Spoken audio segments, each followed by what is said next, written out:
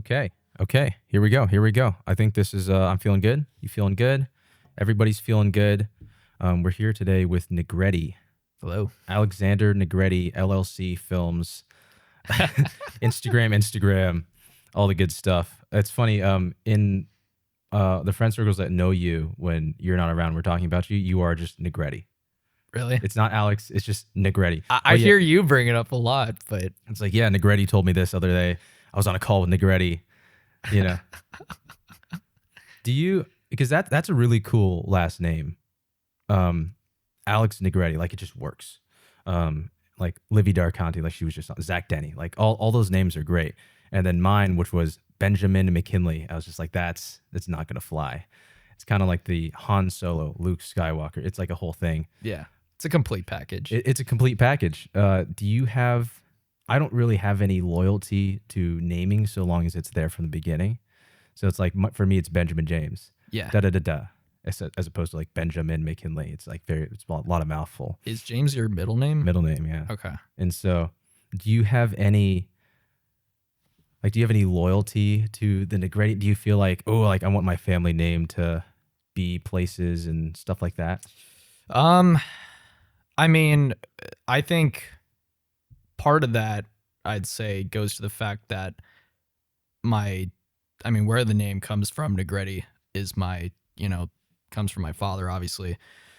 And his grandmother, my dad's mom, she had 8 kids, all of which went to go do their own thing. And you know how it goes with Mexican families. There's a lot of kids, a lot of so everyone, like, we got a lot of cousins and whatever, but I don't know, it's cool to see, I don't know, the name on the spine of a book, which is true, by the way. My uncle Eddie, he wrote a book about leadership, which is on Amazon. I believe it's called 12 leadership something. We'll maybe put it in the description or whatever. But yeah, no, I mean, it's nice to see, hey, that word is part of me and it's attached to said project, I guess. It's like, hey, Negrete made this. Because I know that you went pretty hard out the gate with like the whole Negrete Films thing. You're one of the few people that I know who is very particular about the business side of what you do. Do you know what I'm saying? Yeah. Where many people they're precious about their vision and what the character looks like and stuff like that. And then the back end, they're just like, oh, throw it on Instagram, and then that's it. But as far as it goes, yeah. I know Livy's actually also very much in this category where like the back end and the sort of presentation really matters and things like that.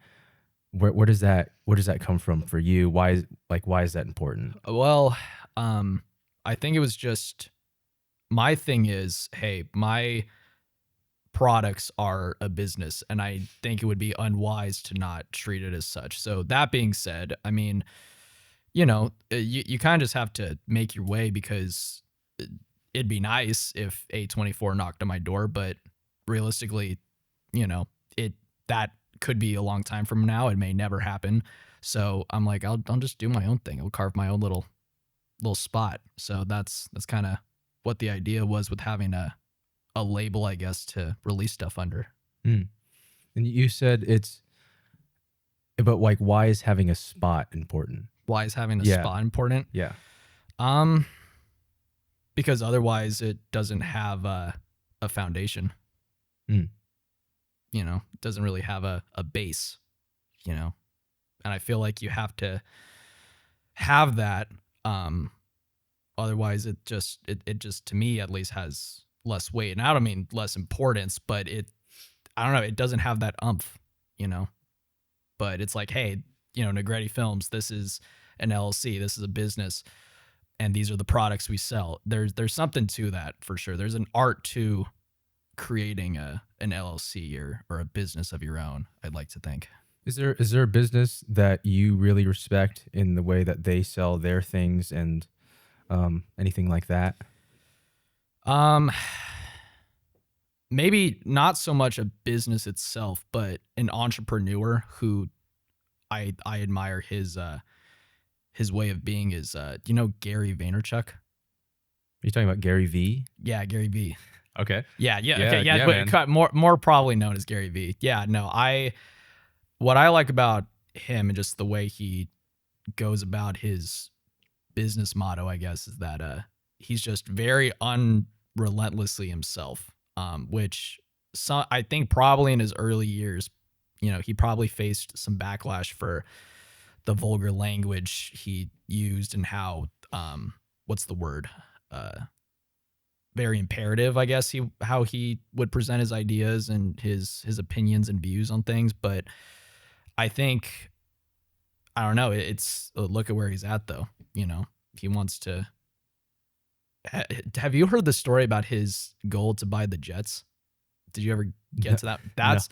That's a great story. Yeah, he's a immigrant from Russia. And when he lived in New York, growing up with his mother at a young age, you know, they couldn't afford clothes. So she knitted him a Jets jersey.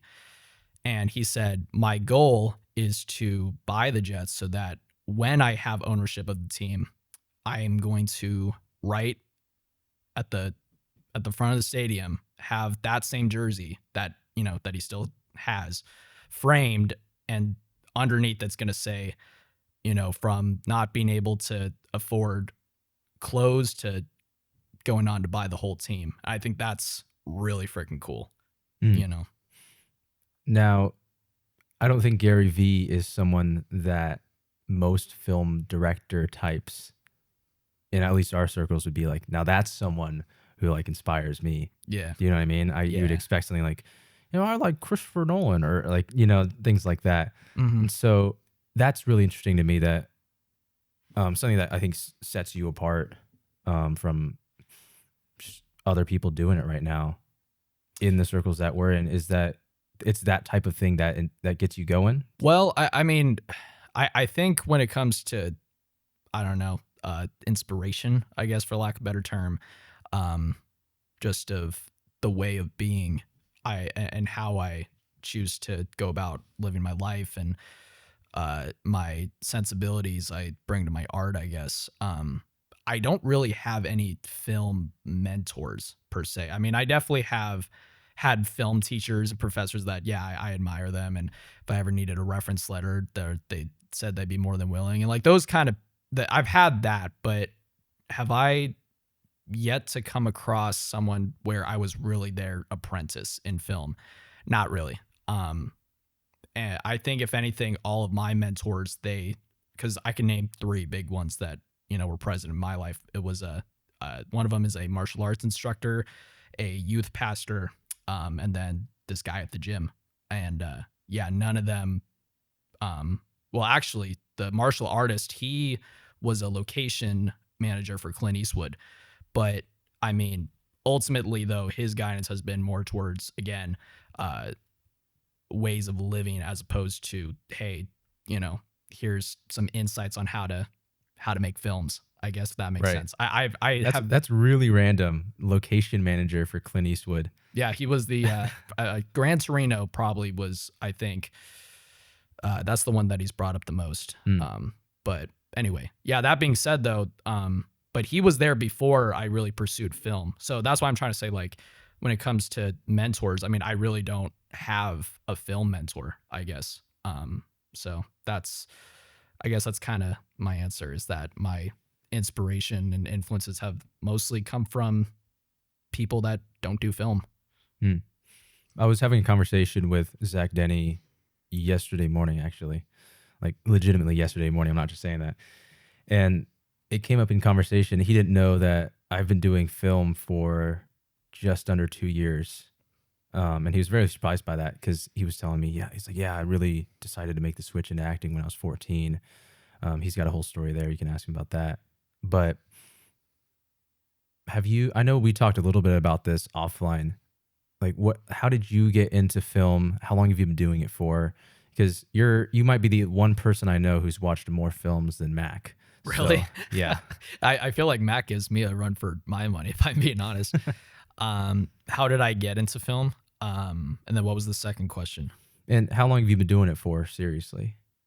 Seriously.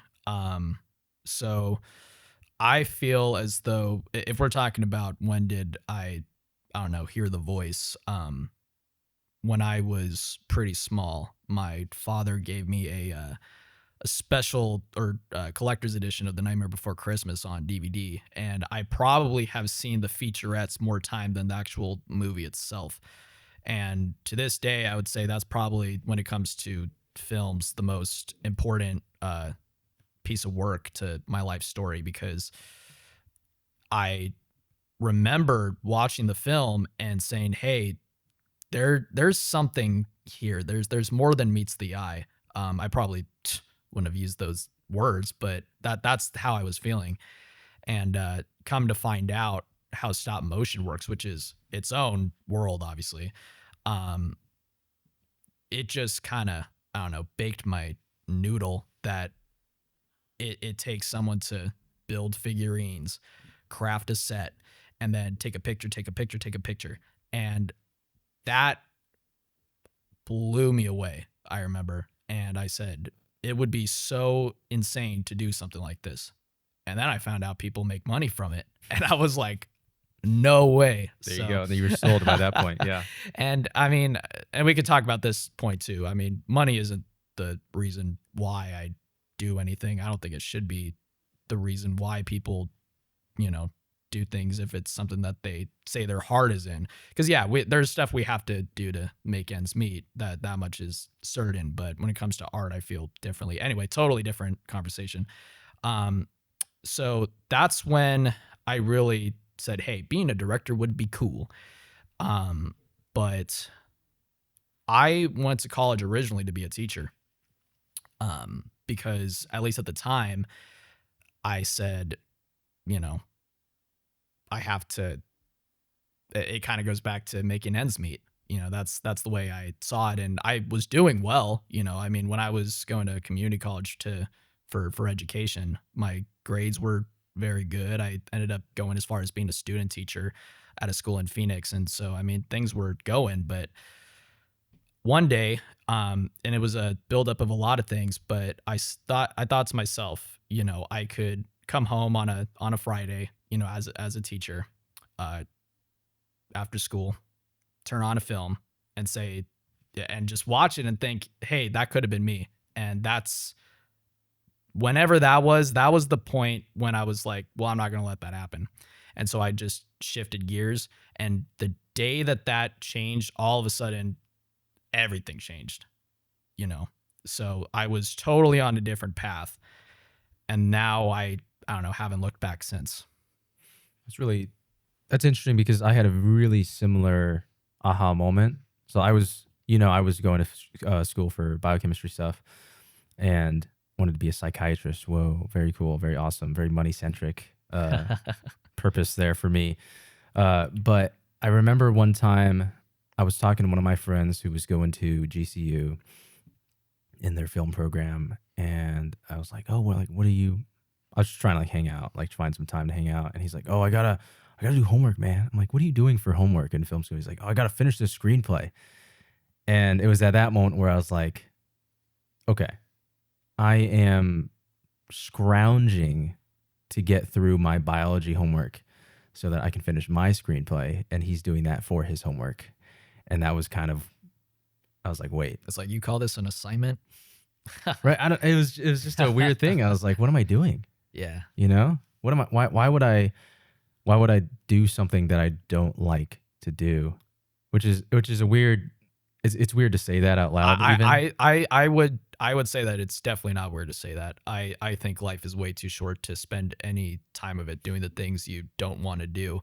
Unfortunately, not many people wake up to that, because we live in a world that tells us otherwise. Right. I mean, and to get a little more specific, the United States, I believe, I don't think this is too political of a statement, but the way that our system is ran rather, it is made for people to work. And we have to work. That's just part of the human condition. But Same time, I believe, like you had said, that our work can be something that we still get joy out of. That is possible, and I don't think people realize that, or enough people realize that, rather. Mm. Is that I assume that was part of your conviction when you were like, oh, like I'm coming home on a Friday night, let me do something I enjoy. But what if I was just enjoying everything around that Friday night? Do you know what I mean? Mm-hmm. So something that I've been very convicted on for a number of years, but I only recently kind of had a way to format it in A tangible a sense or whatever. digestible way. Yeah. Yeah. And the idea is to get, we were talking a little bit before we hit record here about this, but getting your average Tuesday to be the barometer for what greatness in a week looks like. Yeah, absolutely. And I know I put this in my 2025 recap, and it's a quote I think about all the time. It's Tom Hanks in a Hollywood Reporter Actors Roundtable, and he's talking about this too shall pass. And he's talking about, it's like, okay, in Hollywood, it takes a long time to get to where you are. He has a survivorship bias, obviously, as everyone who's made it does. But he's saying, you feel bad right now. You feel like nothing's working out. This too shall pass. And it's like, okay, that's awesome. Whatever. Mm-hmm. Thank you, Tom Hanks. And then he follows it up with, you feel good right now. You feel like everyone gets you. You feel like the roles you have right now are speaking to your creativity. This too shall pass. And it was at that point where I was like, okay, hit the rewind button here. Like, let me actually, It's like, I got to think about that. yeah, one. let me look at this real quick. And it's something me and Mac have started saying to each other all the time whenever we see anything bad or good happening. And it's the return to the hedonic rhythm of life, right? Is it's ever present, and it's a really sobering thing that I think about all the time. And so I don't try to get the highlights of my life to be great, because everyone's highlights in their life is great. Mm-hmm. Everyone's like, oh, I remember the wedding, or I remember such and such. We were just talking about your birthday, right? And it's what if we could bring, instead of having really high highs and really low lows, what if we could bring the whole average up? Yeah, to be as high as it possibly can. No, I live by that as well. And it's fully a choice, I think, to make it be that way. I think you have complete responsibility over what your outcome is. Personally, I think the ones who have made it, even the people who have survivorship bias, they still are machines. I mean, that's why I think we were talking about maybe you and I one day were talking about Timothy Chalamet or somebody, but people, even those who have made it and even have things, I don't want to say handed to them, but they maybe have a leg up. Sofia Coppola is maybe another good example. It's like they still made their way, and they still, went through hoops, that much so is certain. And maybe they don't have, some people may not have as, I don't know, oh, I came from nothing story as, say someone like 50 Cent, for example, which that is an amazing come to be story, by the way. I'd love to talk about that. But anyway, it's just like, no, you for sure have it in you, more than you realize, to have your whatever outcome you want to have happened. You've got so much of a say in that, I believe. Mm. And I know that you're someone who, I don't know if I want to project this on you, but I definitely feel this way as someone who started, I would say, pretty late in the game on film. Do you feel like you've had to catch up at all? Is that something you think about? Um, it's hard to say. I mean, I don't feel like I'm behind anybody, because I think everybody's success story looks vastly different than, you know, all of them look different than each other. And so, I mean, I definitely started, I think, a little later for sure, maybe than a lot of people that I think statistically you did, we because went you to went to school school with. to be a teacher first, Yeah. right? Yeah. So that being said, a lot of people I knew, they, from high school or what have you, they graduated before I did, but I didn't necessarily feel like I don't know, was missing out on something, because a lot of those people who got, said degrees, they still are figuring out what they want to do. So many people I know went to college because their parents told them that they needed to, the schools told them that they should, or what have you. But what I find really interesting is that in schools, art was never really, at least for me, this could say something about my academic experience, I guess, but art was never seen as a career option. I mean, we talked about business, we talked about the medical field, but art was never brought up in any sort of way. I mean, whether that's film, photography, music, it was not seen as a career path or advertised, to be such. They talked about trade school and they talked about the military as other career options besides maybe going to a university. But no, it was never like, hey, this is the new school. This is Juilliard. They never talked about those more, I don't know, art school options, I guess, which I always found kind of interesting. But I don't know. I guess my question about feeling like you're behind. Mm-hmm. I know that I personally got really good at being hyper efficient, doing the most in the least amount of time possible. It's really funny. There's a funny story about how I got super efficient at things, and it has to do so I really liked video games as a kid. Yeah. Okay. It was incredible. I was on the forums. I was doing everything, and my parents had a screen time rule. Okay. 1 hour a day with a stipulation on the days you don't have homework. So that actually looks like in, 2000, 2012, 2007, public schools, right? Fridays, no homework most of the time. So Usually. that's actually like 3 days a week, 3 hours to do these games that came out at the time. Like Destiny was one I was really into. And the devs literally came out and said, hey, this is like you commit like 10 or so hours a week to like RPG type games, and that's normal. Mm-hmm. And I was doing 3, right? And that's what's recommended. And gamers will, they'll play for 20, 30 hours a week. And so I'm trying to keep up with these people who are putting in literally 10 times the amount of time into a game that I'm putting into. Mm-hmm. And they're playing it more consistently. So it's like how there's all these dumb things that I learned. Like, how can I retain skill level whilst not actually playing? While being idle or whatever. While being idle. Yeah. How do I learn how to play the game without actually playing the game? Right? You're right. And so there's, it's kind of interesting. I hate to compare it to Kobe Bryant because it's video games, but he, something that he talked 2K. About. Hey, man.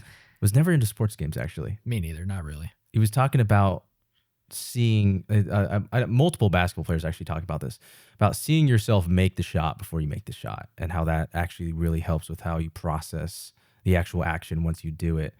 And I was doing that with video games, which is crazy because it's all, reactionary PvP based off of what other people are doing. Yeah. And in a way, like film is the same way. Film is just a bunch of people reacting off of each other. And then somebody captures it. Mm-hmm. And even then, like even amongst the crew side, it still is. It's the same thing. Yeah. It's like, oh, so we're going to use this lens. Okay, that means we can use this light and blah, blah, blah, if you want to get into all that. And like it's also a chain of reactions. Yeah. Yeah. Chain reactions. Oh, like this location doesn't work. All right. Now everything's changing. Right. And so it's like, do you know of any things that are completely unrelated to what you do now that were actually pivotal in what your processes are and how you get things done, and maybe affect, your creativity and the quality of your work? Things that are not film related that influenced how I approach film? I wouldn't even say not film related, because, like the same thing with movies with my parents. Like, you can't just be watching movies all day. It's like, oh, you can't watch rated R movies until you're 18 plus, which is crazy. I couldn't see 1917 when it came out in theaters. It was a whole thing. It was tragic, dude.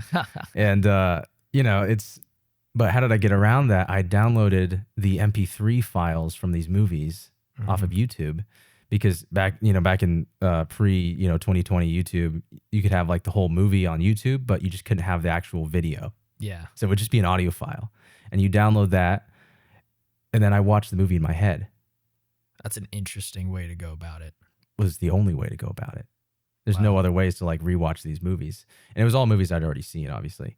And my brain would be supplying every angle, every cut, every camera movement, every, focal length, all in my head, projecting into my brain while I watch these movies Hmm. via MP3 file. And it's like, oh, that's why I'm good at making shot lists and why I have I just know when things cut because I spent hours and hours and hours envisioning how professionals do that, but like in my head projecting all of these cuts from nothing. Sure. You know what I mean? And it's all very sound based. And like a lot of my films are like very audio, like without the sound, it's like it's not even the same movie. Yeah. And so it's like that's film related, but that's also like a really weird way. Just approach. Yeah, it's like, Yeah. but it wasn't intentional because I was like 14 when I did this. I got into film when I was 20. Mhm. So, yeah. I mean, I would actually say it, man, it's funny now that we're talking about this so much that I'm realizing how many elements I bring into my work in film are so not film related. But I'm I want to probably, hear him. I want to hear him. I'm going to probably say that, yeah, those are going to be my, along the lines of my answers. But I feel like for me, the biggest thing that I bring into my work is meditation. I am trying to get better about doing this as often as I can. But if you've attended a production meeting with me, or you've been on one of my sets, many times you'll find that I will, alongside my peers, will take a moment to ground ourselves, get a few deep breaths in, and kind of be spiritually in tune before we move on. So that way we're in the best shape that we can be. And that, I think, the spiritual practice of that has for sure, I think, had a say in a lot of things that I do, my writing, my acting, my directing. And the reason for that, I think, is, and maybe I didn't know this, you know, I think it's only recent that I realized this, but uh, Cormac McCarthy, my favorite author, one thing that he said very often is that books are made of other books, and he's to an extent definitely not wrong, because he wrote Blood Meridian, and that was very inspired by Moby Dick. Now, when we're looking at this from a film angle, you could say the same thing, that movies are made of other movies.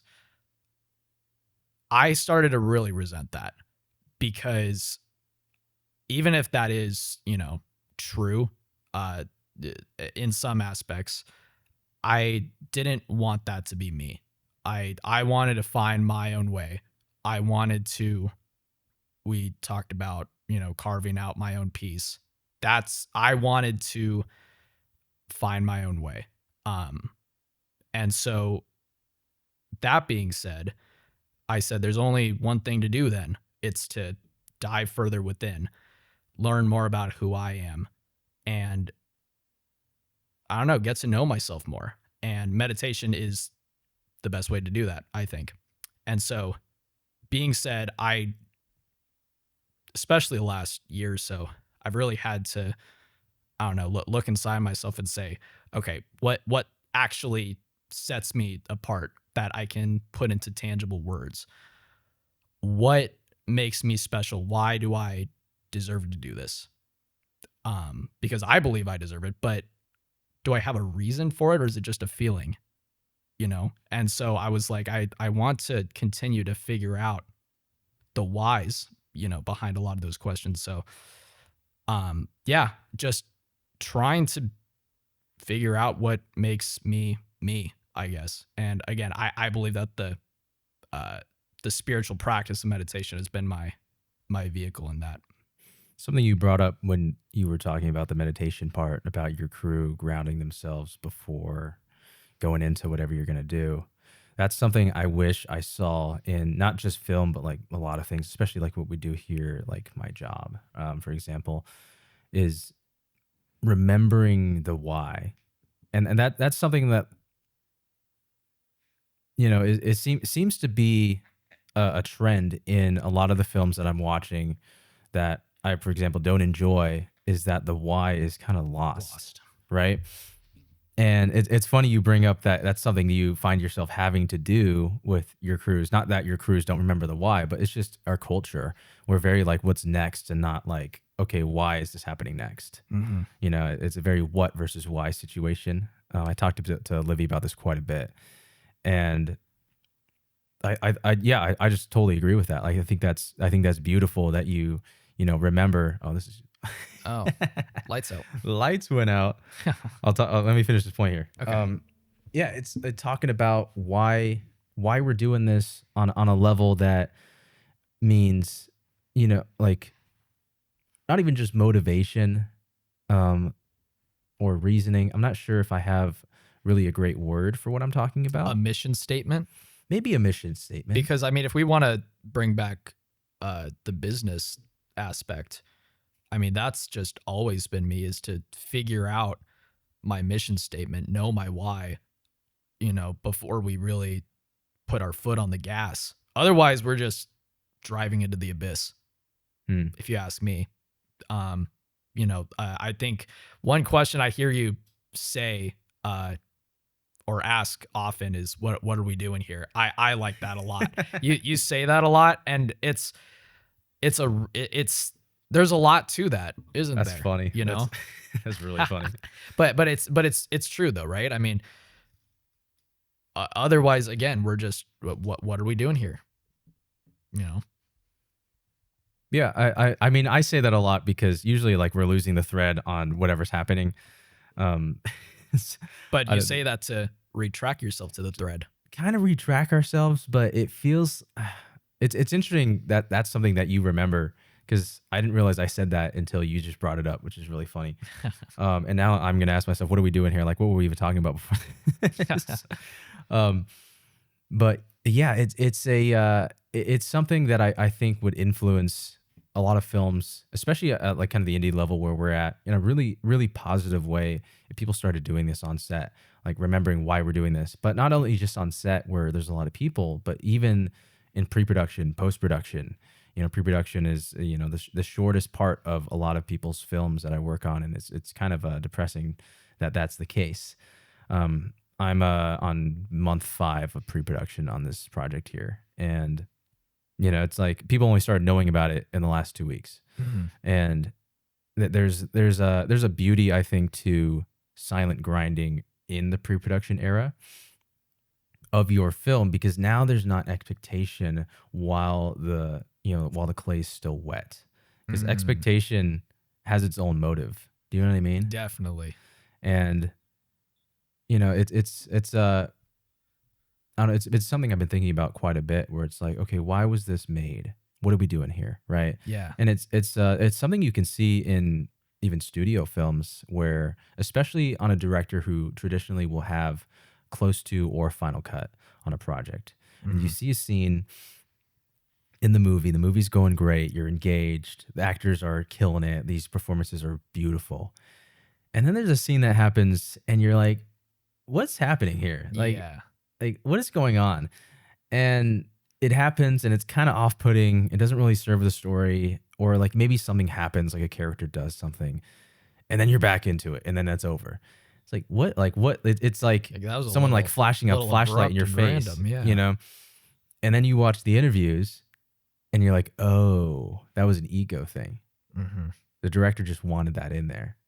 And I know on a personal level, it's hard to speak for other creatives, but on a personal level, I know when my ego is overtaking my creativity. Mm-hmm. It's a weird sinking feeling, or an uncomfortable feeling like I'm doing something wrong.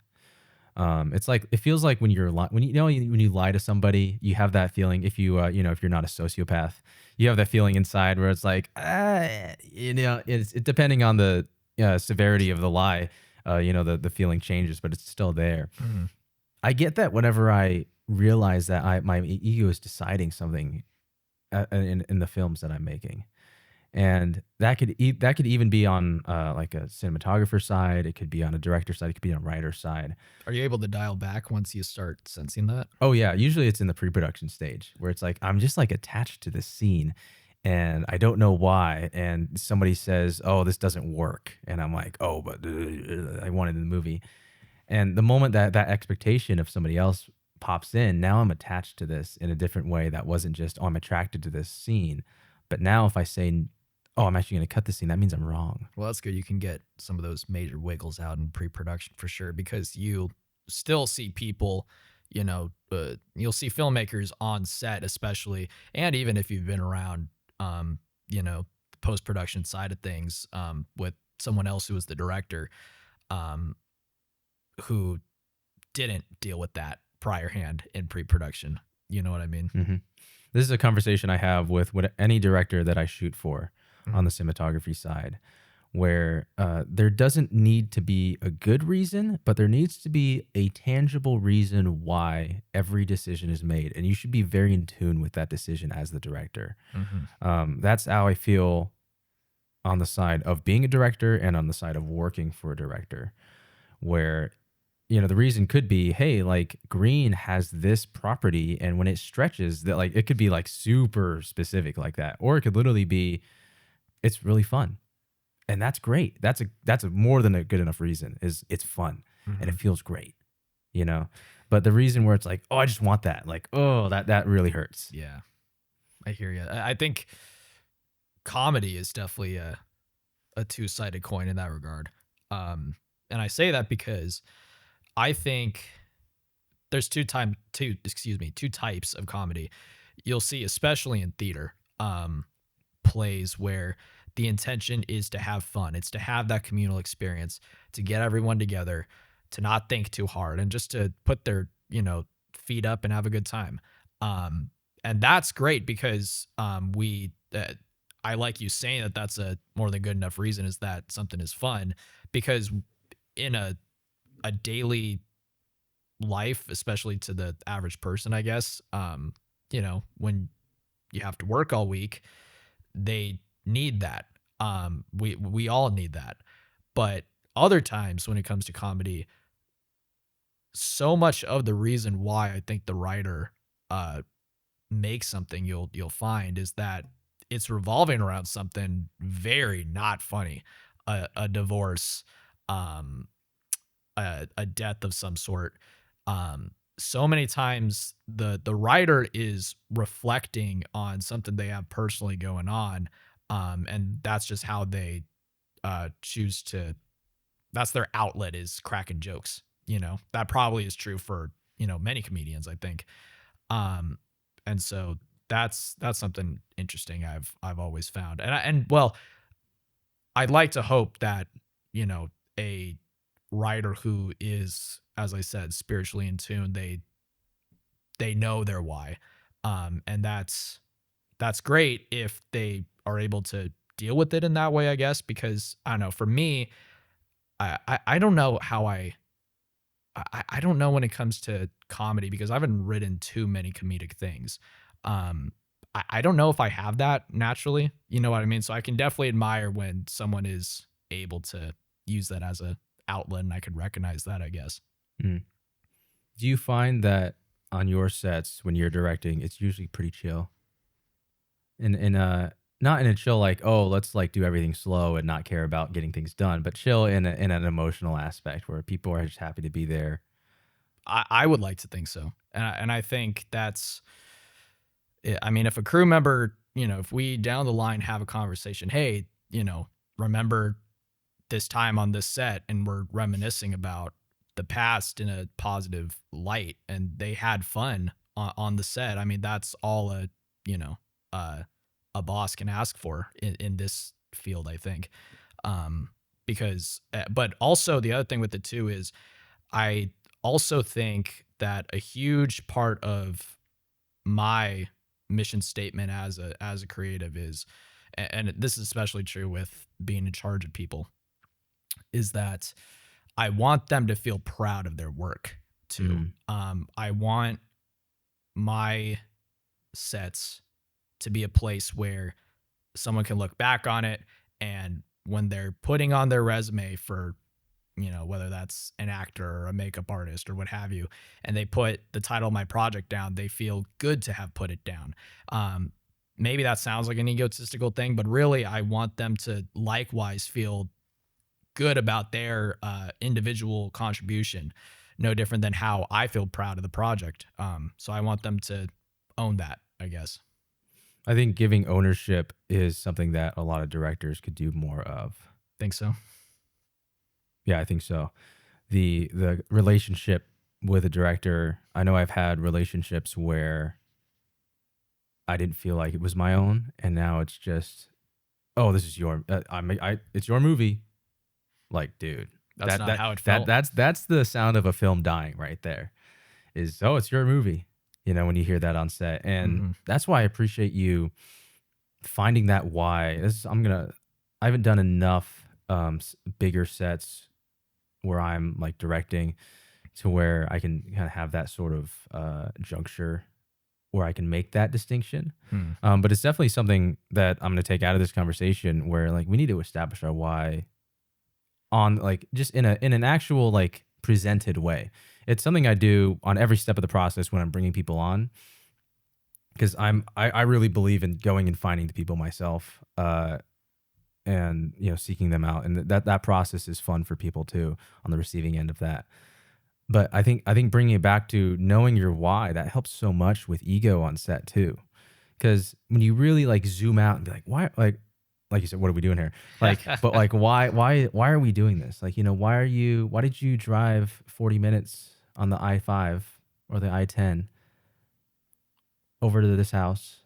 Why did you have a conversation on the phone with me about, like, why are we actually doing this? Yeah. And when people really think about that, and when you as a director really think about that, I think you explained it beautifully, talking about having a product, for lack of a better word, that people can feel proud of and people can feel ownership of. Mm-hmm. I think that's so important. I don't think it's talked about enough. Well, and I would like to hope that it makes them feel I forgot what word you used, but essentially making your crew and and especially with your cast too, feeling validated in that regard.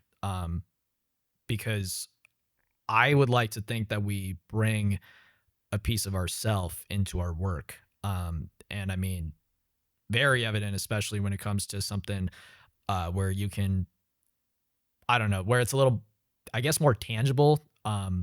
Maybe from a cinematography standpoint, you could say, "Oh, here's my reel," or from an acting standpoint, "Hey, here's this performance." But even when it comes to the G&E team, the sound team, where I I don't know, I want them to know that they're heard and they're seen, and how important every element is to the final product. We need all the ingredients. Mm-hmm. Do you have an editing background? Um, I used to do YouTube videos. I used to do video commentaries on movies, especially. It got a little more miscellaneous towards the end. I kind of started speaking a little more uh, generally about I don't know, topics, but I edited videos throughout high school for a channel I used to do. Hmm. All of the best directors I know like have done extensive editing in other avenues of life. Mm-hmm. And something that Lauren Scher said, he's one of the best cinematographers working right now, that I just love, because it's so painful and funny at the same time. He said this about he said, production is easy because you have a set list of things you're working on that day, and then you get them done or you don't, and then you just move on to the next day. Editing is easy because you're just working on one part of the movie that day. Mm-hmm. In pre-production, you're making the entire movie every day, is what he said. And It's a good way to put it. there's something about that where I've always felt that pressure, but I never had a digestible way to understand that. And that, I think that that's very revealing on why directors who also edit are so much better in Mm, certain cases. And it just as like project leads, and it's really hard to say to compare anything to what people are doing in the so-called big leagues, whereas I'm more in the interpretation that we're all on the same team. I am too, for sure. Some people just have more expensive arenas they perform in. But at least at the level we're at, it's hard to compare because a director who's working on a film you maybe saw at the Santa Capri 8 days ago is not doing the same things that you're doing as a director, Hmm. you know? And I think it's one of those hard things when you're getting into it where you're like, oh, like, let me watch an interview with Guillermo del Toro about what he did, right? And what he's talking about, that's great, but that's actually not a good way to understand. Directing or just Or- creativity in general, I would just say really. the task at hand. The task at hand. Yeah. And I know you wanted to talk a little bit about film school. How do you feel like film school prepared or didn't prepare you in certain areas? I know this can be a touchy topic. Oh no, Um, I'm ready to dive right into film school. I'm not in the proper name game anymore, but I know that specifically. I don't know if there's like a good way to do this besides just doing it. In terms of like learning how to direct, which is really it's very slippery in that sense because you're like, Mm, oh, like here's this class about directing, and it's like, okay, like directing takes like a really long time sometimes, and it's not a good avenue to have in the classroom sometimes. yeah. And I know my directing professor did a really good thing where his class was literally just make a film like every 2 weeks. Where it's like turn something in every 2 weeks, basically was how that class was formatted. And there's a danger there on the side of academia where everyone's not going to get the same education, right? Everyone's going to have the same opportunity, but whether or not they take advantage of that opportunity is a whole different thing. Which is, I think that's cool in college because you're paying to be there. But Right. um, I guess because you wanted to be a teacher, I think your perspective on this sort of thing is a little more interesting. Okay. So my experience with film school, and so I graduated with a production degree, and I also got my certificate of completion through their screenwriting program. In terms of what it prepared me for, I mean, you kind of said earlier about how, oh wow, this is what we call work. Like this is fun. I would do this for free.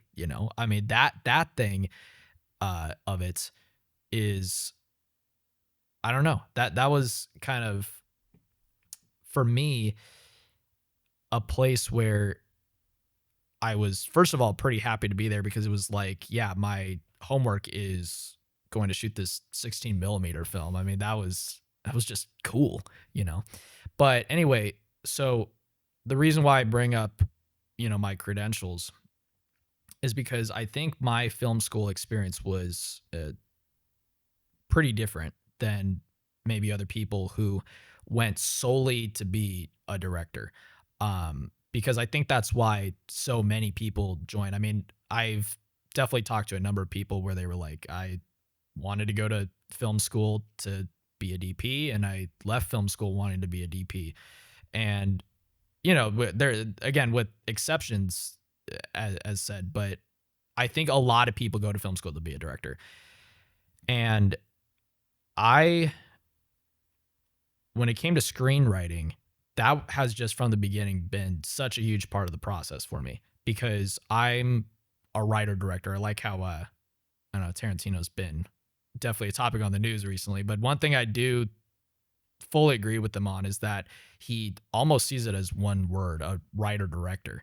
And that certainly is that's been my workflow. Is I have the idea and I want to also be the one to bring it to life. I kind of can't see myself giving one of the two up, giving my script to someone else or directing someone else's script here on out. I did it once, and I mean it was a good experience, but it was not something I'd do again. Um, anyway, so I took mostly creative writing classes when I was going to film school. So it's interesting that I still got the degree that a lot of other people I went to school with for more production based classes. We have the same paper, but I took way less courses than they did. I mean, I did not take film directing, first of all, didn't take editing, didn't take lighting, didn't take a lot of things. And so, yeah, to this day, it kind of baffles me that I got the degree. Um, but again, so much of the experience was based in writing, and I always found the importance of that is that, hey, we don't have a film without a central idea, and I think maybe that's the big why at hand is the script and what that script is trying to convey. What do I have to say? What do I want to emotionally convey? And so that has always been the root of it. And then directing is just, I mean, to sum it up, making it happen. And then towards the end, I took acting one, and I took it because I had to take some fine arts credit. Um, that spot had to be filled. So I said, I'll take acting one because I believed it would hopefully make me a better leader when it came to, um, orchestrating the aspect of acting. And not only do I believe that it did help for sure, but also I realized how fun it was for me and how much fulfillment I got out of it. After I graduated, I was invited to return to the school to direct a one act play I wrote for a playwriting course. So I accepted the invitation and directed a one act play called The Burning Villa, which I would love to adapt into a short film at some point. Um, but my actor, well, actually, both of my actors, unfortunately, there were conflicts with schedules, so I didn't have anyone to perform my show. Um, Not to anyone's fault, but I needed to, pull something out of the hat. So I said, I can curse on here, right? Yeah. I said, fuck it, I'll do it. And so, and so I took up the home plate and ended up being the lead. And I found a very great understudy to, help me out with the supporting character. And man, that talk about jumping off the deep end, because that was an experience, but it was good for me because I was like, as I don't know, new as I was to all of that, I was like, this is something I really like to do. And I remember um at the end of my film school journey, my teacher had said, try to find a job that utilizes your skills. So that way, you know, you're still doing your thing, you're still having fun and getting fulfillment. And hopefully, if you're, if you do get the opportunity to work on bigger scale sets, hopefully you're shaking the right hands and whatnot. And that's another part of it. For me, I personally speaking, I never attained, or excuse me, not attained. I've never gravitated towards being G&E, being a cinematographer. That just has never been my calling. Do I appreciate and respect the hell out of the craftsmanship of, all said crew positions? Absolutely. We all need we need it all to make it go around. But do I get a lot of fulfillment out of it for myself? No. And so towards the end, I found how much I enjoyed acting, and I was like, this is something that I think I could, do more of and do exactly as he had said. So that's kind of where things have gone down the line since.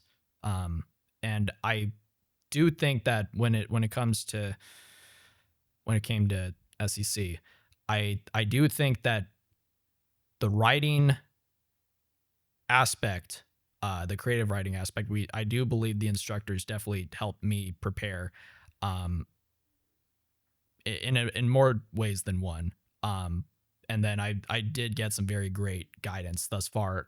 I returned to SEC for more uh, theater related training. Um, so I do really admire the acting program at SEC a lot.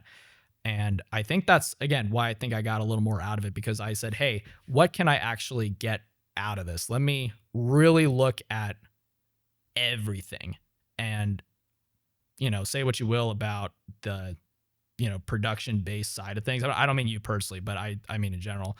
Um, because that wasn't really my experience, I guess. So hopefully that answers the question somewhat. I honestly don't know if it does, and that I don't know if that matters either. If it did, because it was interesting.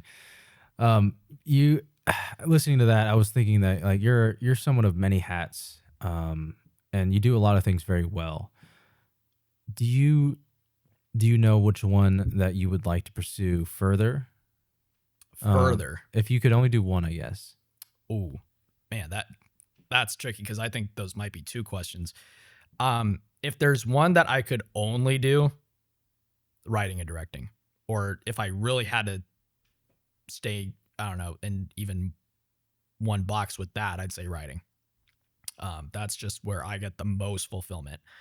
Um, but what would I want to pursue further in terms of, I don't know, just getting my foot out the door more, is definitely acting, because acting is, I think, I don't think that people realize how much of a sport it actually is.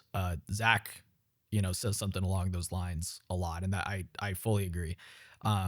Your body's your instrument, and you have to constantly keep it in repetition. I remember when I returned to SEC, because I was gone for one semester after I had graduated. Um, we did not, in my acting 2 class, do any improv at all, actually. And then one of my classmates, she began an improv club that I guess had existed, but it just wasn't, it hadn't been going for a while. And she started it up so that, that option was there, so that improv was kind of, I don't know, kept more in repetition. And I definitely had fun, but it was only after doing that I was like, wow, improv alone is such a task that I think needs to, I don't know, it needs to uh stay in fluidity as much as you can, find the opportunity for it to be so. But acting period, I think you can say the same thing about that too. It's just something where I think there's always something new to learn, even if you feel like you got your process down. I there's always something to learn, I believe.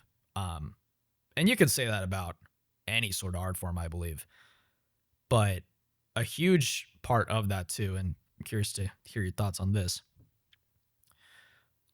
I think if I've learned anything about anything, it's that I don't know shit about shit. And because ignorance is bliss is certainly a pretty true statement in a lot of ways.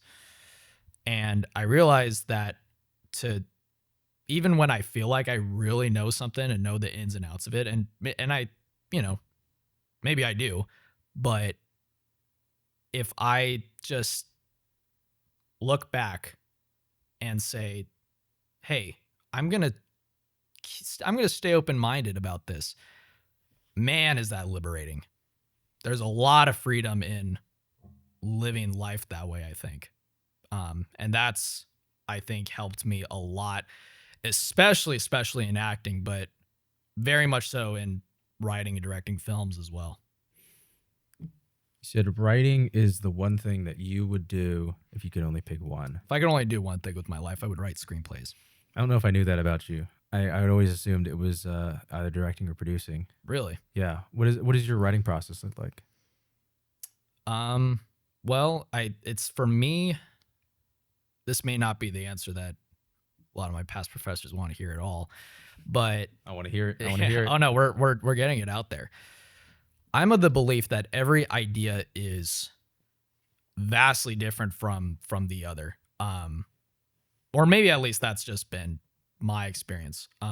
But if every idea is it's home to its own identity, then I should probably treat it that way. And so I do like the idea of outlines, but sometimes it doesn't work for some projects I've found. I'll give you some recent examples. I've been writing a feature film, and I've been writing a uh, I'm really not sure if there's a terminology for it, but more of a full length play as opposed to the one act that I wrote. And the play, I was following Freytag's pyramid, which is, the rising action climax. And there's more specific, I don't know, keynotes to it, like the catharsis and things like that. But I mean, I'm sure everyone is familiar with the pyramid. And I was following that for the play, and you know, I did have all of my beats in line, and they were very specific. This has to happen here. That makes this have to happen because of said past event. That's what I was doing for the play. And as detailed as it was, and as in order as it felt, boy, when I sat down to write, that was it. I just was not getting a lot of fulfillment out of it. It felt too confined, and I felt like I had to stick to something. Which then on the other side of the coin, when it came to the full length, the feature film that I began to write, I said, you know what? I've never done this before, at least to this extent. I'm not going to outline anything. I'm going to sit down, type, and see what happens. And that's it. First day, I wrote like 6 or 7 pages just on the spot, like it was all there. And I was like, this is why I don't believe in being too married in one way to do things.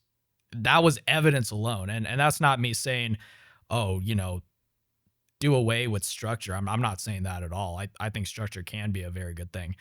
But I don't know. It was just, again, a very right in my face example of, yeah, just because something may quote unquote, I don't know, work objectively speaking, if that's even fair to say. If I don't feel good about it, I think that's what matters the most ultimately. So that's kind of the writing process, very case by case, if I had to sum it up. What did you do for The Touch Was Gone? So The Touch Was Gone is or at least originally, it was a chapter in a 3-part anthology film that I wrote. And I turned it in as a capstone idea. And I said, hey, directing's what I really want to do. I'm going to give you the script. It's got 3 chapters. Each chapter in itself has a beginning, middle, end. So they can be directed individually, as just one thing, or we can do all 3 parts. Yeah, like tell me a little bit about like the process for like getting people on set, who you chose for that and whatnot, and like kind of like how because you mentioned that it was part of a 3-part anthology thing. How does that? Do you think about who's going to be doing those parts when you're writing it, like not just on an acting basis? Well, recently I've had an idea for a project where I had a person in mind, but typically speaking, no, I really don't. I try, in fact, to stay away from that the best I can. And I mean, yeah, if I got someone in mind, all things said and done, I'm like, hey, I've been thinking about this person a lot. I can't help but think of their name when it comes to who would ideally play this. So that being said, yeah, the good ideas usually stick is something I've found. They're the ones that I don't even need to write it down. It's just persistent, you know. But on a usual basis, no. I usually figure out who is going to be the best fit for this character after the fact. I don't write roles for people. Mm. I will intentionally write rules for people. Do you? And yeah, it would be nice if so and so got the part, right? And that's all good and all, but that's not necessarily why I do it. It's really helpful for me to have a face to a name in the script, Yeah. and it helps with, like, I don't know, like, for example, like for a character I'm writing right now, I didn't know who she was going to be until I, like, mentally cast her in my head. Yeah. And then everything kind of, like, came about. And it's something about humanizing the characters for me that casting them while I'm writing it or before I write it is really helpful. It makes it a little more tangible. Yeah, and it doesn't have to be her, like, who I'm thinking of when I write this. But it definitely helps to see somebody react that way in your hypothetical. Do you know what I'm saying? Where it's like, hey, like, I think Alex would be great for this role. When this character gets upset, now I have, like, something to react off of in my brain. Yeah. To see, like, it'd be really funny to see you get, like, pissed off, because you're generally pretty cool as a cucumber guy, and so I appreciate that. and that may influence the character in a direction I like or I don't like, and then I'll, like, recast in my head or not. But now it's like it's building off of tangible things as opposed to hypotheticals. Which Sure. I find really helpful in a script writing process, and that helps a lot with dialogue. Whenever I cast the dude for the main character, and he says something weird, I was like, they wouldn't say that, and you have this sort of barometer built in. At least that's how it works for me. Yeah. No, I get it. It's putting a face to the name, and like you said, and maybe it in some ways does the script a favor by I don't know, progressing things, but then otherwise there's maybe also points where it's like, hey, maybe this actually, I don't really jive with this, I guess. Yeah, and it can be really fun sometimes when you write it for somebody and then somebody else does it and you get to see their interpretation. And then that opens up a whole new avenue of concoctions and of creativity that didn't exist previously. What? And so now you're making something new and fresh. Yeah. And that's exciting. I mean, that's especially the case with, I think, theater, and Shakespeare is a great example of that. Yes. Where it's just so open for interpretation. I mean, really the play in general, but especially if we're talking about the acting aspect. I found you might think this is interesting. You're familiar with the story of Macbeth? Sorry, theater people. I know it's like the Voldemort of theater. I know of Macbeth. All yes. right. So, my one of my acting professors, she told me that there was a performance of Macbeth that was done, where the motives behind Lady Macbeth and Macbeth killing King Duncan is due to the fact that they are I mean, I think every interpretation, it's ultimately seen from their point of view as stepping up in the chain of command. But that lust for power, there, what is that? There's that's so broad. There's got to be more to it, I think. Or excuse me, that's what I like to think. And in particular, there was a set piece of a cradle, an empty baby cradle, and Lady Macbeth throughout the play would interact with it. Maybe she'd rock it, maybe she'd periodically look in its direction, and it's like, that is spooky. Coming from the interpretation, hey, maybe they're getting over the loss of a child. But there's nothing in the script that says they can't do that, because that's the thing about a lot of Shakespeare shows is the actions are, when it comes to blocking, is very limited, for many of his works, I find. And also even just the delivery of lines as well. I did a scene of A Midsummer Night's Dream once. It's in particular the scene with Demetrius and uh, oh my gosh, I'm blanking on her name. Helena. When he's running through the woods and is basically saying, "Get the fuck away from me." We played it off so cartoony, running around the room. I'm hiding from her, and it's fun to bring that sensibility to it, I think, when we talk about acting. Hmm. Do you experience that in the writing room? How do you mean? Do you, like, there's something I do in my stuff where I put little, I think Easter eggs is like not the right term, but I'm gonna use it right now. A little Easter eggs in the script where it's like, hey, this could be picked up on by the actor or it could not. And I think if it is picked up on, then that says something about them and their sensibilities towards their performance. Yeah. And then that will inform me later, if that makes sense. Like something, it's there's, let me think. Sometimes it happens on set, but it's more fun when it's in the script. But it's you say that it's something that if you blink you might miss it sometimes. Mm-hmm.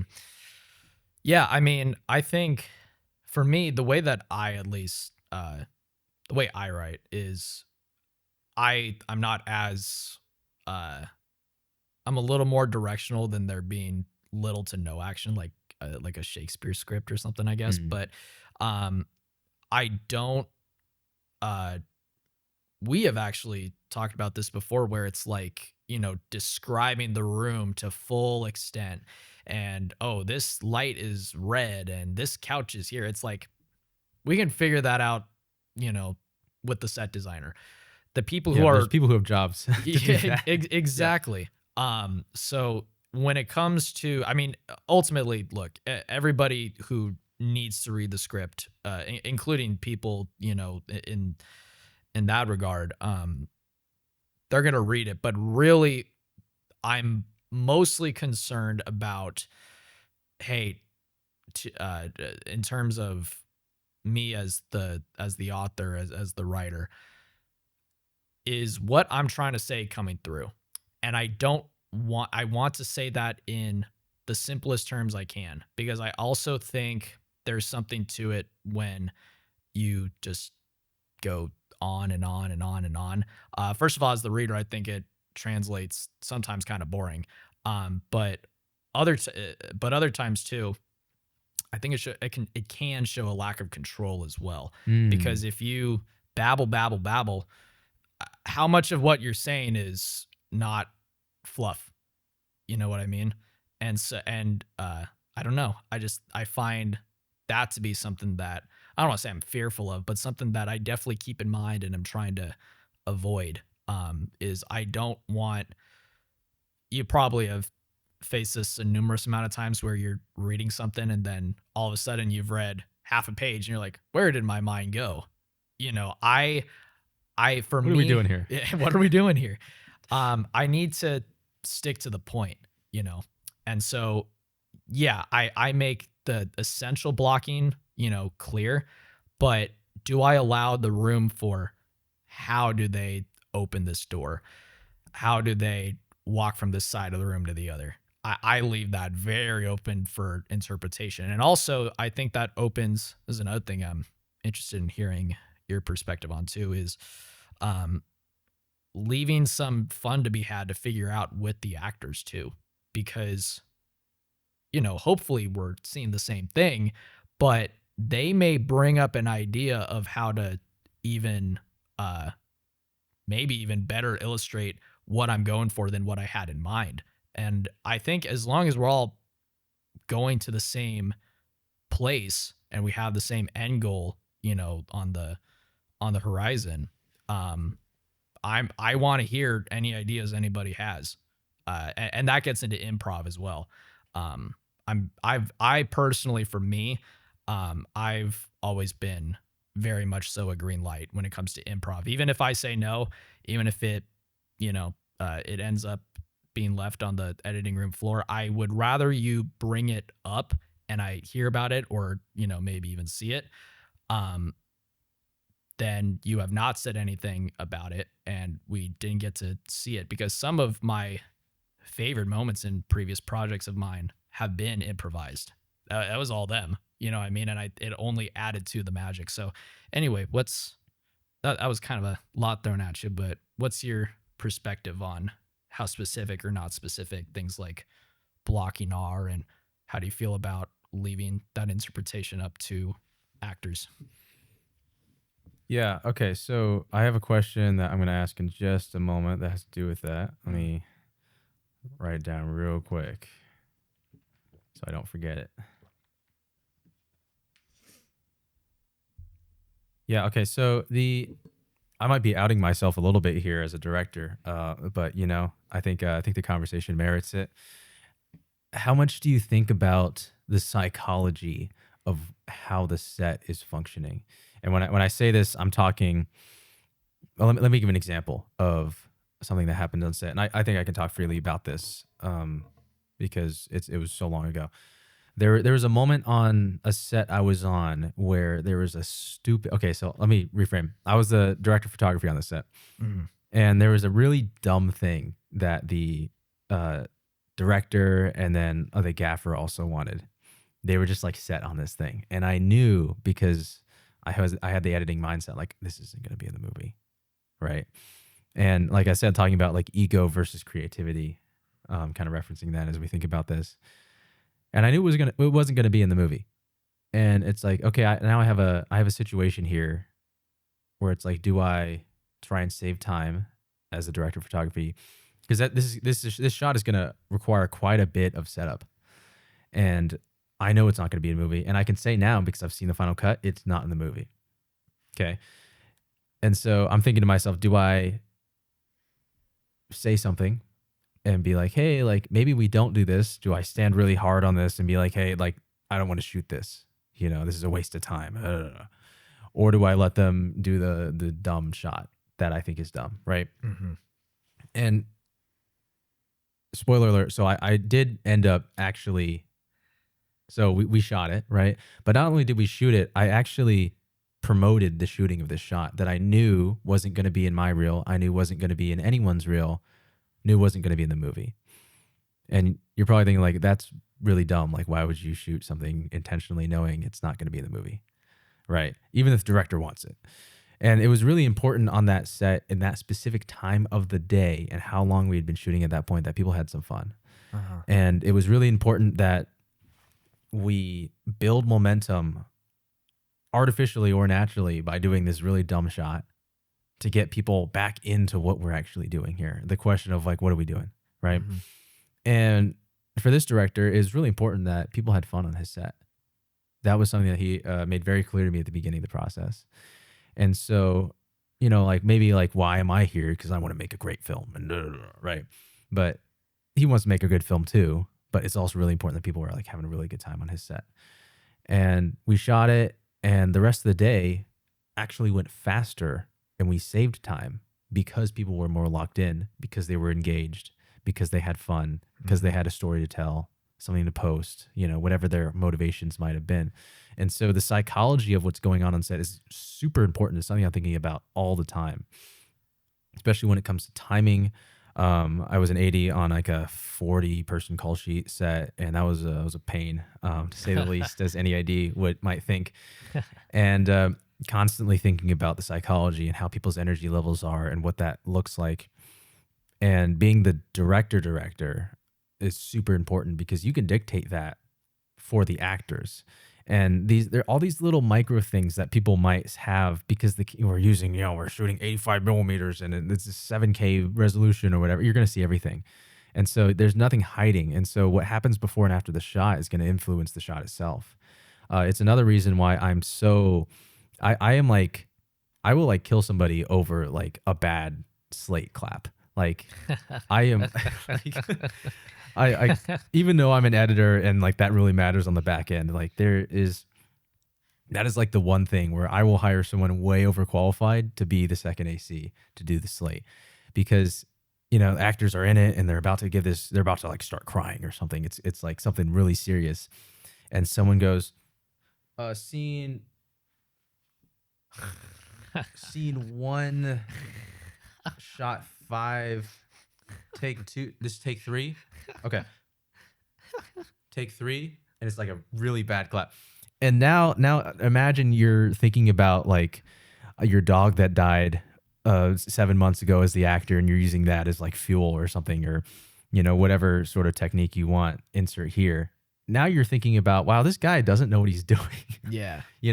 And that's it can take you out of it for sure. It's all environmental dissonance that doesn't have to be there.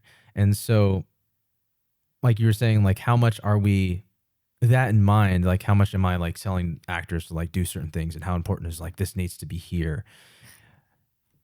I think the best performances come when people have the least amount of environmental and cognitive dissonance to the final end product. And so something that I'll do is I will shoot the shot. We'll get what we need. The take's fine. It's a 6 out of 10. It'll do the job. This will make the cut. Now, actor knows we got it. Director said this is the shot. I like this. We can move on. Not we're going to, but we can. And so now you present to the actor, hey, so this one's just for you. And there's a responsibility there for the actor now, right? Oh, this has to be good. Well, actually, no, because they know you got the shot already. Yeah. So now you've removed the cognitive dissonance of, oh, this is what if. No, actually, it doesn't matter. Now you've just opened the pathway for them to give a performance that either comes naturally or it doesn't. You're kind of like rolling the roulette, but it's you have infinite money to gamble on this because you have the shot. Yeah. And as the director, that feels good. As the DP, that feels good. But then as the actor, most importantly, you can't actually mess anything up. I mean, one thing you kind of, well, you were talking about it.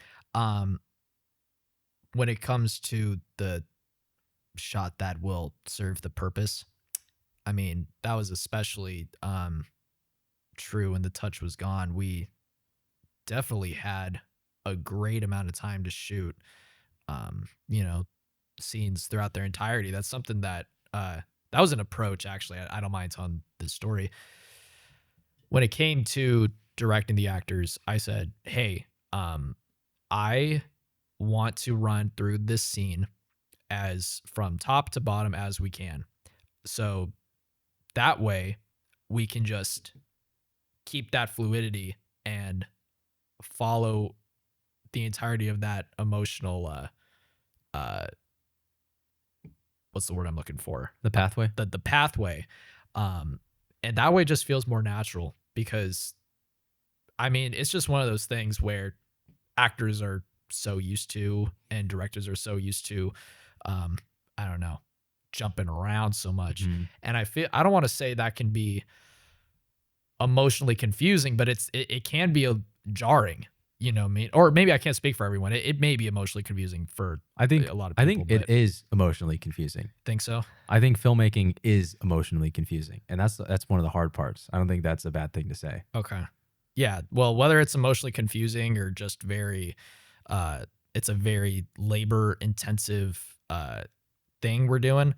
I want to try to, or at least that was the case with the short film. I definitely had the opportunity to do that, is kind of let go of that preconceived notion and have them kind of go back to basics, because all 4 of those actors, they'd been through the hoop a number of times in theater. So they're used to running scenes from top to bottom. And so I knew they, would be able to handle that. And they did beautifully, because most of what you see in that final cut, apart from maybe one scene I could think of, every shot is coming from running the scene top to bottom. Like I said, I can name one point that was different, But aside from that, the whole film, we ran the entire scene. Now, when I get to making feature films, maybe that's a little harder to that may be a little harder to do just with the All running right, clock. guys, it's time to run this 8-minute scene. Let's do it. So that definitely, that probably will not be as much the case as things get bigger. But I mean, while I can afford to do that, I was very happy to and want to continue to do that, as often as I can. Because I think that I think when it comes to directing actors, if you can make them as comfortable as they possibly can be, oh, by all and every mean, they're going to give you the best they got.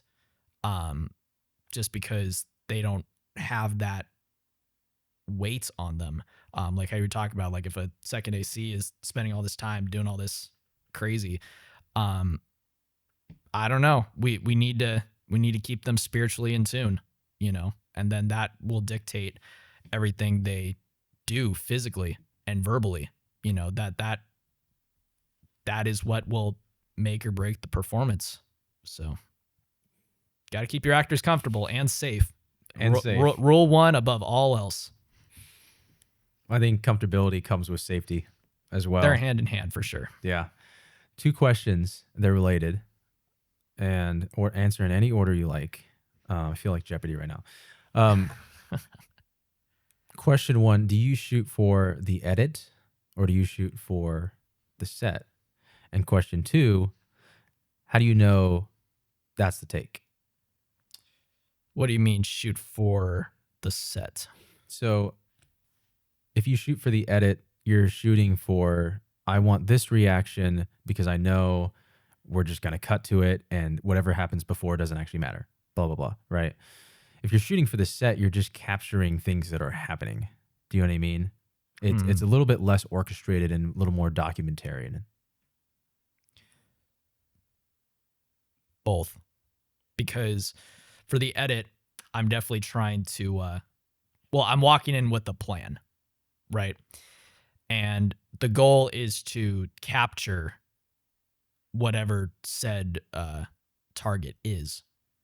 But, however, when it comes to the more documentarian style, I mean, that alone is kind of the magic of what makes some films feel so alive. Is, I mean, we're talking about improv.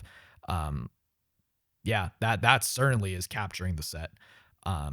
Just the essence of what it was like. So I think both, I'd say. And remind me what the other question was. How do you know that's the shot?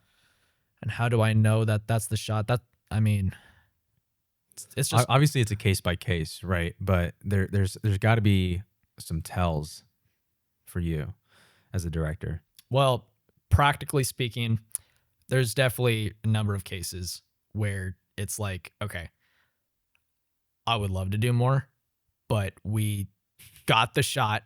We got that one that will work, but it's time to move on. We have to focus on what else we can, do for the day.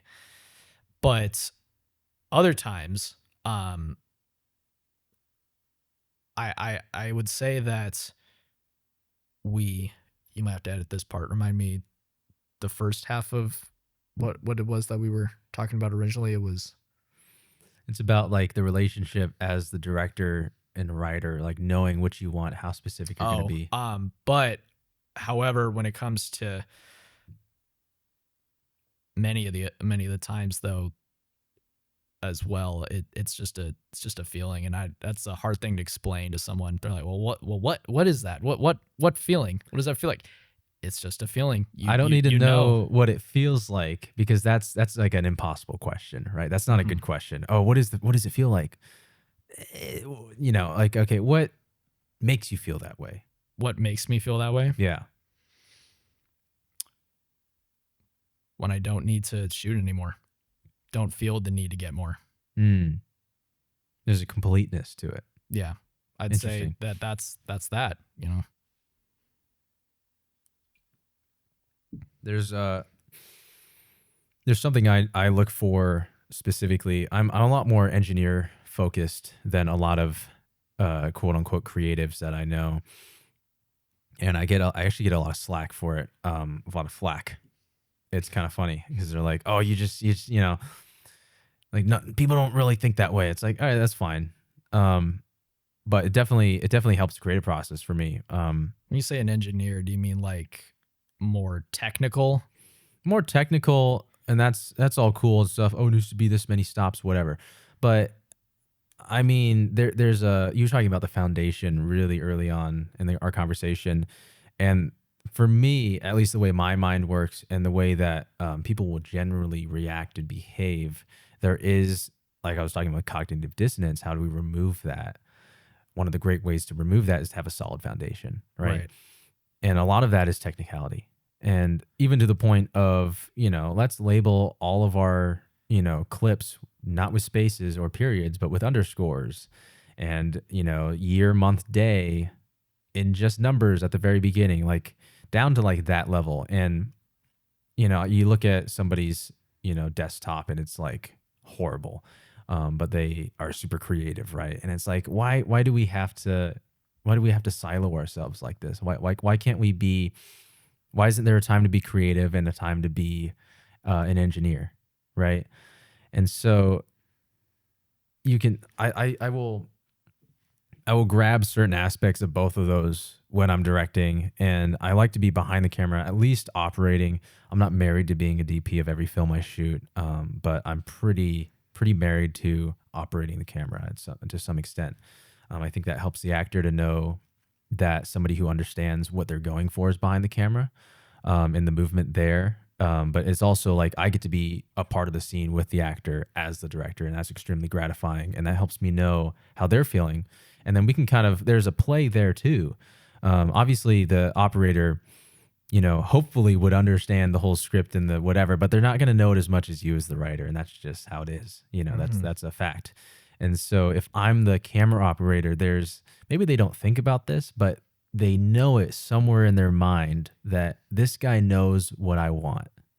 And there's so much comfortability there when they're right behind the camera. Mhm. And this guy wants me to succeed. Obviously, every crew member wants the movie to be great. But there's a personal level that you hopefully have built in with your actor. Say someone's crying in front of you, right? I've never met this guy in my life, and he's like right in my face with a 24 millimeter lens, and I'm just gonna cry for this guy. Yeah, If it's the director, it's a completely different ask. that's It's true. like, ooh, like I'm like we're doing this together, and anyway. What I was saying with how do you know it's the shot? There's a certain way. That's all on the creative side, right? That's very creative focused, but there's still sort of an engineer approach of knowing where all the things hit, I right? see. But to know the things, you have to be creative, Yeah. right? But to have the process of let's make these all hit is more of an engineer mindset, right? Mhm. And so one of those things when I know I have the shot, it has to do with breath control actually. You can hear when someone is talking how much breath they've used and what part of their diaphragm they're using. And so I know, for example, like you speak sort of from the top of your mouth to the back of your throat. That's like, but I would say more top of your mouth, Yeah. right? And so I would know if you were speaking from a place that's uncomfortable for you. Hmm. That means you're thinking about what you're saying too much. Where it's like, hey, like, don't think about breathing right now. It's like, oh man, that sucks for everyone who's just heard that because now they're thinking about breathing, and everyone's gonna breathe weirdly, and that's just part of, it's part of the process of making something that is planned. Is you're thinking about the plan, Mhm. and so if I hear someone speaking from a place that doesn't make sense from what they've presented to me with my relationship with them in the real life, now I know maybe something's up.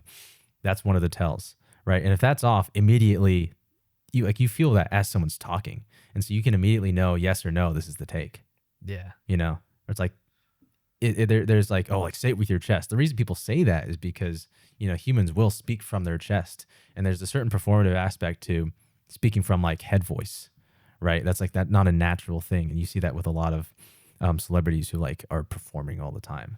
That's a whole nother conversation, but like knowing the shot, that's one of the things. Oh my gosh, that's one of the things I look for.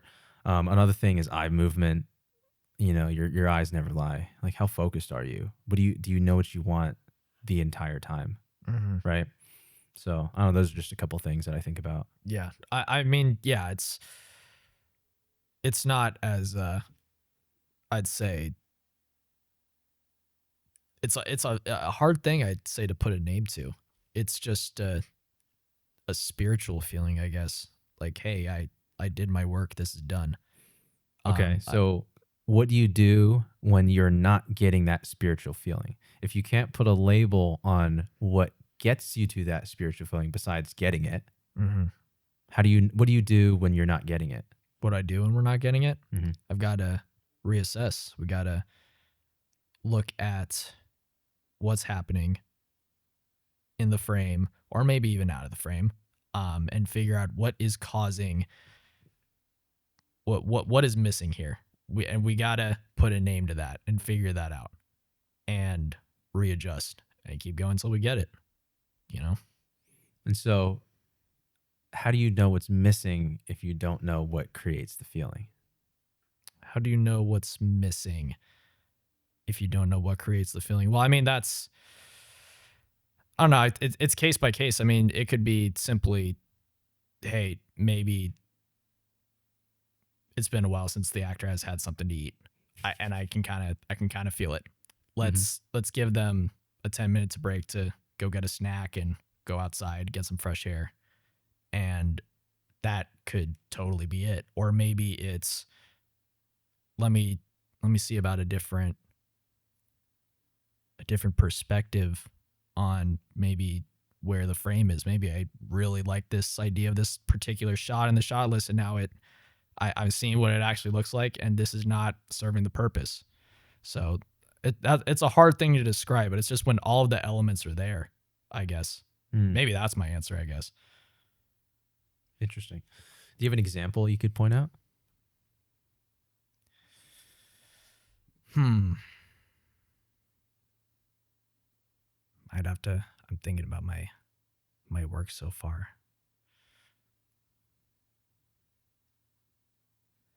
Um. Hmm.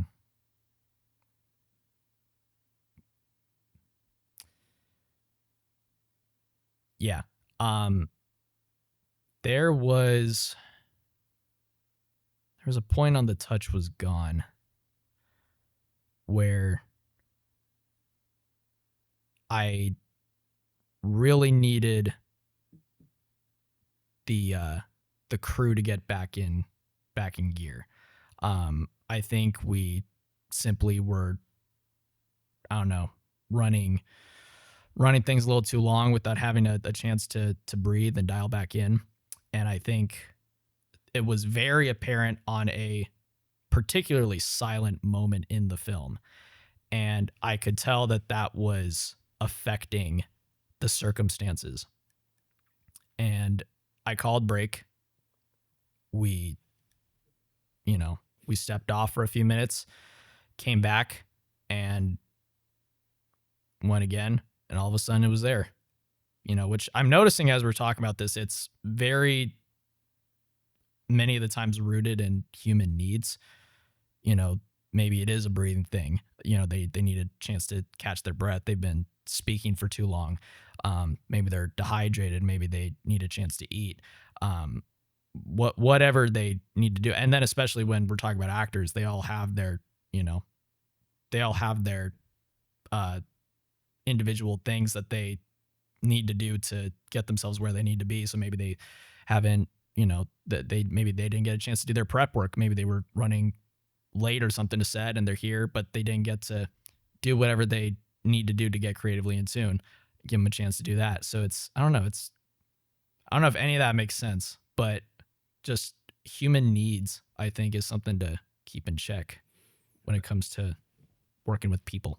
Your attuneness to that idea is, I already told you this, but it's the main reason why you were on my set for the Sinatra film. It had to be you because that was probably the most important part of any of the crew members' mentalities, was understanding needs and being able to look at somebody who's in a wool suit and be like, hey, they're probably sweating too much right now. Like we should, and just being another set of eyes for that, because I can do that as a director, but I'm also focusing on a million other things. And so, having that insurance of someone who is able to see that and able to recognize that, that's a level of maturity that is not necessarily rooted in film, but is something that I personally require for anyone who's doing anything of significance on a set of mine to have. And it's really hard to look for that in, at least in like statistically, we are young. We are in the first quarter of a lifespan. So, you know what I mean? God willing. Right. Of a traditional human lifespan. Yeah. And so that's something that's super important to me. That's like a huge reason why I respect what you do. Even if like let's say I hated The Touch Was Gone. I didn't. But let's just say I hated it for some reason. I would still really appreciate the film because I know, even though I wasn't there, that was taken into consideration. And that's meaningful to me. I don't know how meaningful that is to other people, but that's extremely meaningful to me. I mean, kind of going back to what it's like looking at this from a business perspective. Have you read The Art of War by Sun Tzu? I have not. It is probably, it was gifted to me by, I mentioned my martial arts mentor. He gifted me that book when I graduated high school. Really beautiful edition too. Anyway, it is hands down, I think, the best book about leadership that I've read. It gets very in detail about, obviously at the time it was written talking about leading an army to win a war, but you can translate that into your own business if you are a boss. And I very much so took to that when it came to directing a set. That book has definitely, I don't know, influenced the way that I see myself when it comes to leadership. Is there a certain part or point or principle that from that book that like you're thinking about? Well, okay. There's the part that I'm thinking about right now, and there's the part that is the biggest takeaway that I learned from the book. I'll say both. We just keep talking about human needs, and the first one that comes to mind is making sure the army is not famished. So that's the first one I'm thinking of. But the biggest thing I learned from that book, I think, is to know or make sure that your crew or that your team know that you are right there with them, that you're leading from the front. It's you spoke about there's something to with you being behind the camera, being the same person that spoke to the actors in pre-production. Do you do rehearsals at all? When necessary, yeah. Okay, so I try not to sometimes. Okay, well, in the case where maybe this is the guy that ran rehearsals with us, this is the guy that has been with us from the beginning, and then it happens to be the guy that's shooting the film. There's maybe something about when an actor is given a performance that may put them more at ease. And for me, I don't shoot my own projects very often. And The Touch Was Gone, I filmed one shot, which I'd actually be excited to tell you about that. But for the most part, no, I'm not also the DP on my own projects. But I do not like living in Video Village if I can help it. There's, I think, going to be cases where perhaps that's necessary. But do I want to be in some other room? Not really. I mean, I kind of don't understand why I would do that. I can't speak again. We're talking about subjectivity here. Everyone is case by case, but I want to be there with them, and I want them to know that we're working together to make this happen. Because everyone on crew, what's their job primarily? Their job is to capture you bringing the story to life. And we need them. But right now, let's focus on you and I, and let's make this happen together. That is the way I see the dynamic of a of an actor and director. And then when it comes to me working with the people helping or who are helping bring it to life, I make them see how big of a part of that creative process is it for me, I guess you could say. And anyway, I say all that because we need to know that we're in it to win it together, and it takes all of us to make that happen. But again, in particular with the director and actor dynamic, I need them to see that this is a team effort. We're working to get towards the same goal, and I don't want that to be forgotten. How aware is your cast and crew when you're directing of a lot of these, what you would call like, sort of hidden, I guess, like sort of things that you do, maybe subconsciously, maybe consciously. For example, like, it's like, does the actor need to know that you think that they need more water? Like, do you know what I'm saying? Or when you call a break. How aware is the cast and crew of when those judgment calls are made? No, like in terms of the interior motivation as the leader of the group, right? You're thinking about a lot of things all the time, right? And you may be doing things for a specific reason. Like how transparent are you with, like, obviously there's a why of like, hey, like we haven't taken a break in so long, so we need to take a break. But it's like maybe you're doing that because the next scene is something. It's like, do they know that all the time? How transparent are you with that sort of thing? I mean, I think every piece of well, every shot matters. Obviously, I think it's just as important,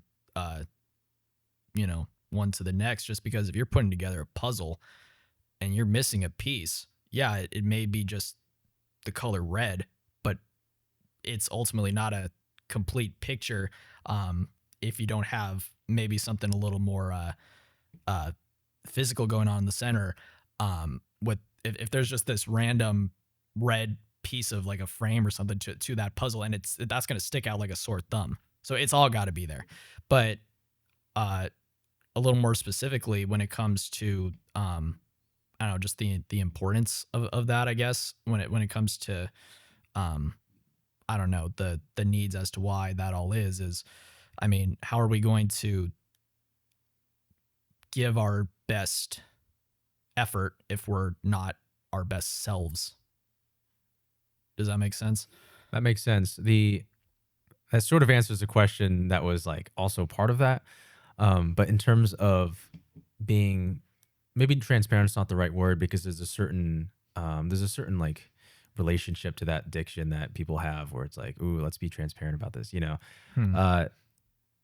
I would say maybe there's a part in Murphy's Law I remember where I asked somebody to go grab something, and it wasn't, it wasn't their job to grab that, right? But I asked them to grab it, and then afterward I was like, okay, so this is how you want to enter the room when you just went and grabbed that.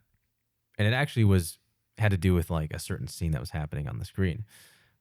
But like if I had told them that, now they're thinking about it, right?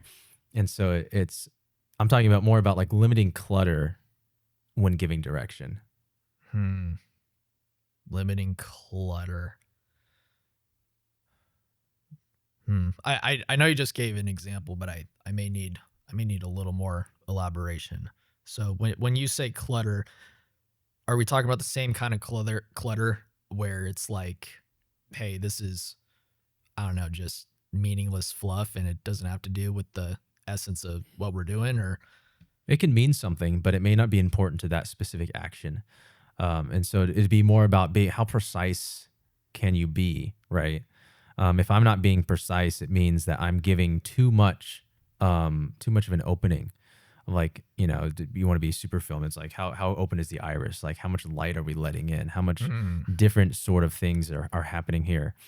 And, that's something that is really difficult for me when I'm not directing, because I'm a director, right? On certain sets where it's like how much interpretation are we allowing here? It's like, isn't this your vision? You know what I mean? right. That's something that, that's like something I just feel, right? Well, There's no right or wrong with that. well, one thing that stuck with me, I remember watching in, uh, maybe I was in 8th grade in science class, which I'm trying to remember why it would even be science class that we did this, but my teacher gave us an assignment and it said, give me a written uh, to do list of steps of how to make a peanut butter and jelly sandwich. And we all went home and did it. And most people, I don't know, weren't thinking too hard about it because it's a PB and J. Which, by the way, being allergic to nuts, I wouldn't know much about, but I can safely assume. Um, but anyway, it was he would follow the lists. He'd take someone's paper and say, "Okay, this is Lindsay's instructions," and it would say something like, stick the knife into the jar of jelly, but the cap is still on. And he's like, doink, doink, doink. He's like, I'm sticking it in the, into the jar. No jelly. You didn't write to open the jar. So it's important to be specific. But in that, and I think this is kind of, I don't know, kind of a testament of my style, I guess, is I've always, however, been of the belief that you can be a boss without being bossy, if that makes sense. I think there's a big difference because you have to have a boss. Without a boss, there's no leadership. There's no direction. It's directionless, right? So there has to be some order there, but there's definitely a way to convey the bigger picture without having to, I mean, I don't know, for lack of better terms, being a dick about it. You know what I mean? So that's, which is maybe a different topic, but that's kind of me. It's to keep everyone in line and make sure that they know what are we doing here, you know, but doing it in a way where I don't want them to be afraid to try things though either. Cause we were talking about open for interpretation. Um, it's definitely, I think for me, important to, in pre-production, have that conversation with the actor and talk about what this story means to them.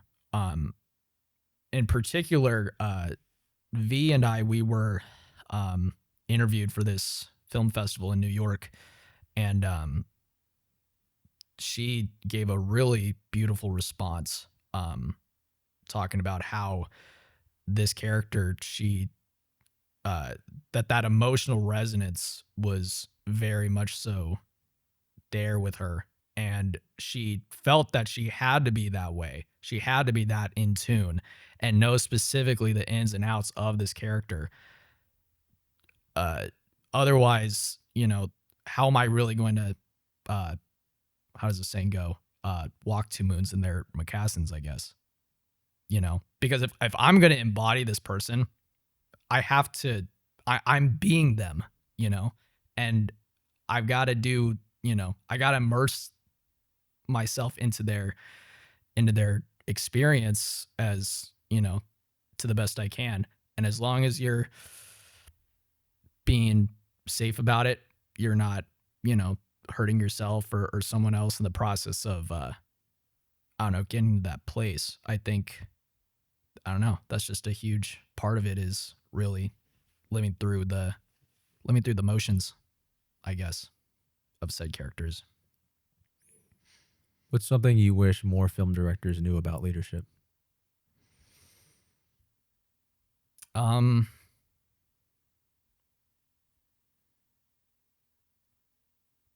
I would say to be ready for anything. And which sounds broad, but I'll elaborate.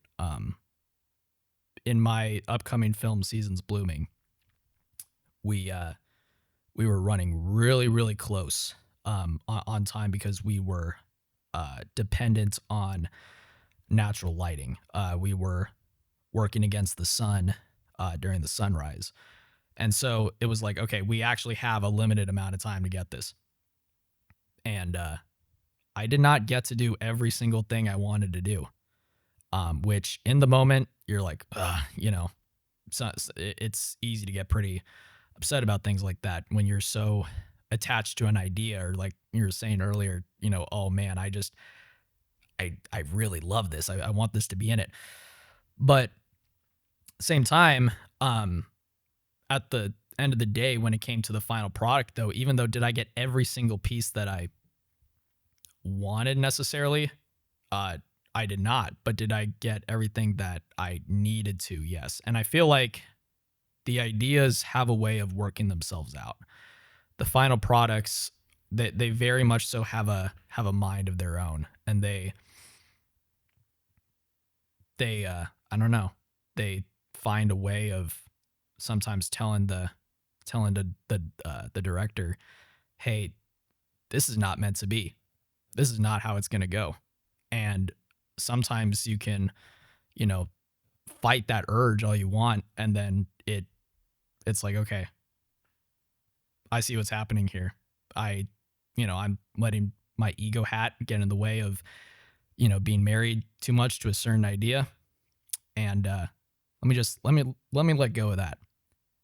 And it makes for I think a much more beautiful and liberating product and feeling of it, when you can let that go, I guess.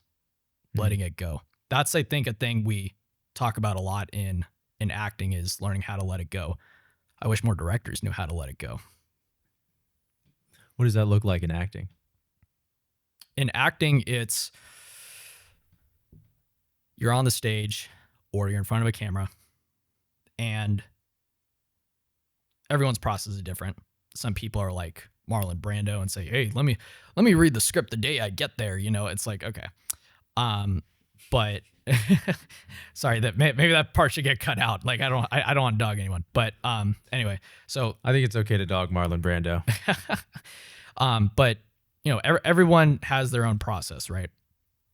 And once you get there, it's not overthinking it. It's saying, hey, here I am in wardrobe. Here I am alongside my scene partners.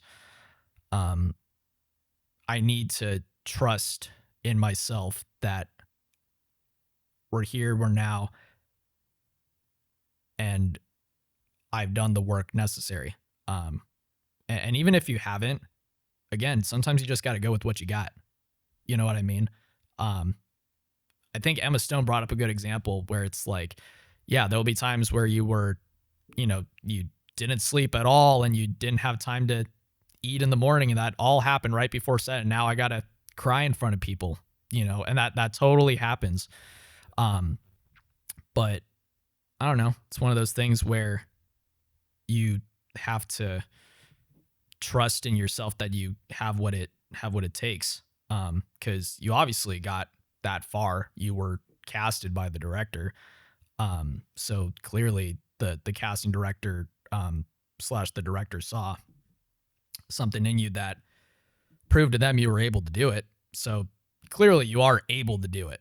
So you're here and you're here now. Let's just go right ahead. That's what letting it go means to me.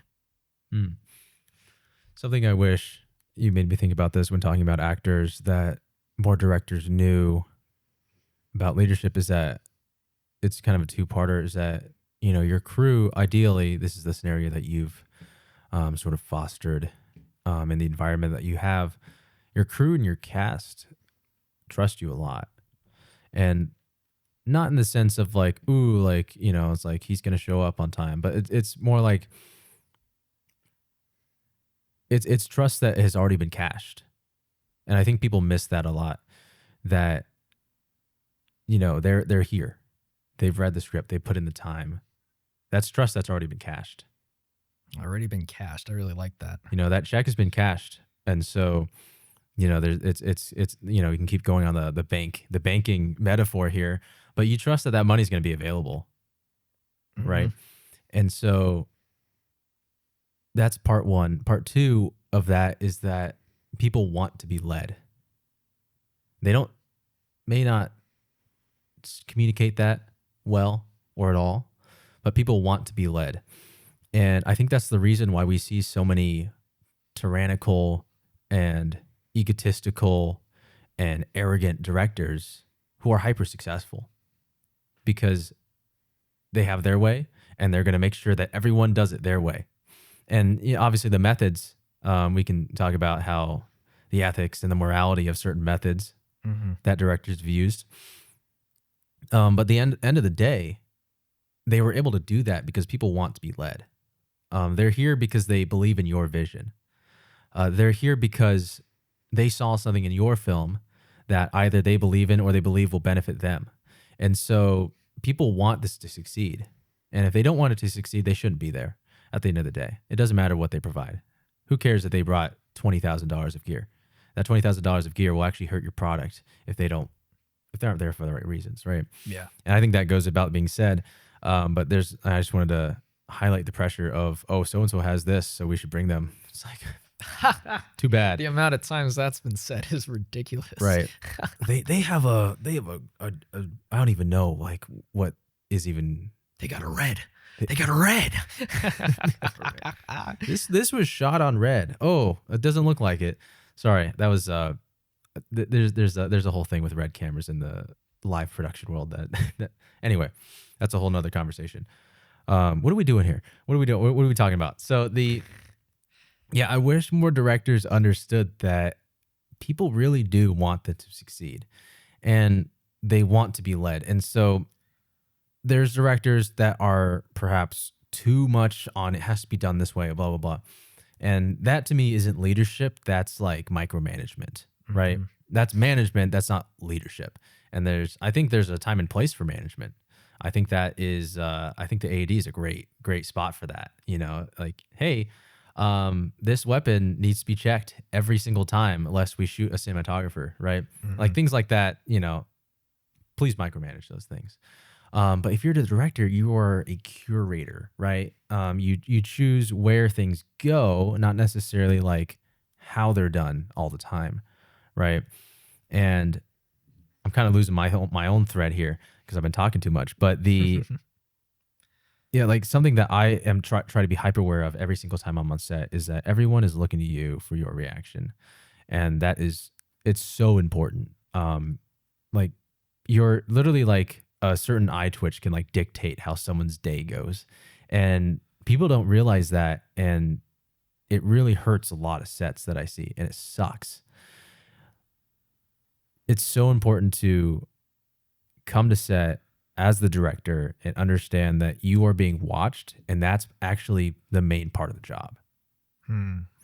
Like they call cut, who are they looking at? They're looking at Looking you. at you. They're looking at you, They're and they're doing it- not looking at you because like, oh, like what next? They're looking at you with like, Do you approve? what of this, Right. right? And if you didn't get enough sleep that night, you can look pissed off. You know, I know I personally am extremely guilty of the RBF, and that's something that I'm hyper aware of when I'm on set. That if I'm just chilling, I look like I hate my life, and you know that's just something to think about. But yeah, it's like they want you to succeed, they want to be led, and they're here for you. I think that's really what I want to say is that they're here for you, and there's a trust and an intimacy with that beyond the main principal actors or the cinematographer, anyone above the line, right? That extends beyond that. It's like, oh, we're here because you're doing a project and we want to support you, and that's a really sort of loving scenario. And I think it just gets lost all the time. I think so. I think, and with that too, them believing in the vision and believing in the essence, the aura, whatever you want to call it, of the idea is, um, I don't know. I think another thing with that too is when it comes to uh, practicing the creative act, it's definitely good to here and there take a moment, have a deep breath, and remember that, hey, I'm doing this because I love it. I would do this for free. I'm doing it for the art of it. And that's something that I really hope that, we see more of going forward coming from filmmakers. Cause you brought up a good way to put it. What do you want to do with this? I want to make a great film. Yeah, I would hope every director wants to make a great film. But when it comes to doing it for the love of the craft, that's, I think, a totally separate way of looking at it. I had a great conversation with in pre-production with Haley Camblin in my film Seasons Blooming. I think that day it really was meant to further analyze the script, and we did together because it was important that we had that conversation. But one thing that we spoke a lot about was remembering that we're here for the common idea, and we want to make this thing the best thing that we can to the best of our ability. And being said, I think that for sure is a huge problem, especially in this country when it comes to film. Again, I don't think it's getting overly political by saying this. I think it's a pretty broad statement overall. But I feel like when it comes to somewhere like France, for example, and you compare their films to American films in terms of what the country chooses to promote and advertise more, one is very much so for the commerce, another is for the art of it. And you look at European. I think previous professor of mine said it well. He said, "Think like the Europeans." I like that a lot because they look back as far back as time, and Europe as a region, as a whole, they're very. I mean, censorship just it's not there. They're there for the core of the idea, and America doesn't think like that. It's about how many people can we get in the seats. Which, look, that is by all and every mean a very important factor, to keep the theater alive and to prove to a studio or to a producer, hey, this person, they know how to get people in the seats, So that shouldn't be forgotten, but to remember that, hey, I'm doing this because I love it. That's something that I don't think should be forgotten. And that's something that I know is part of my work ethic. And I don't know. I can only hope the same for other people, but it's just me. Sort of final point on the why here. Something that I've been thinking about a lot lately is, other people's why, and how, we get in this sort of, when ideas become a currency, certain motives, and I don't want to say expectations, but maybe persuasions, can be valued on a scale. And I think it gets really dangerous in film. People might say, why are you doing this? Why was this done? Oh, because it was done this way or for this reason. Now it means more. Right. And at the end of the day, everyone's doing it for their own reason. Right. And you would hope that those reasons lead to a conclusion that is aligned.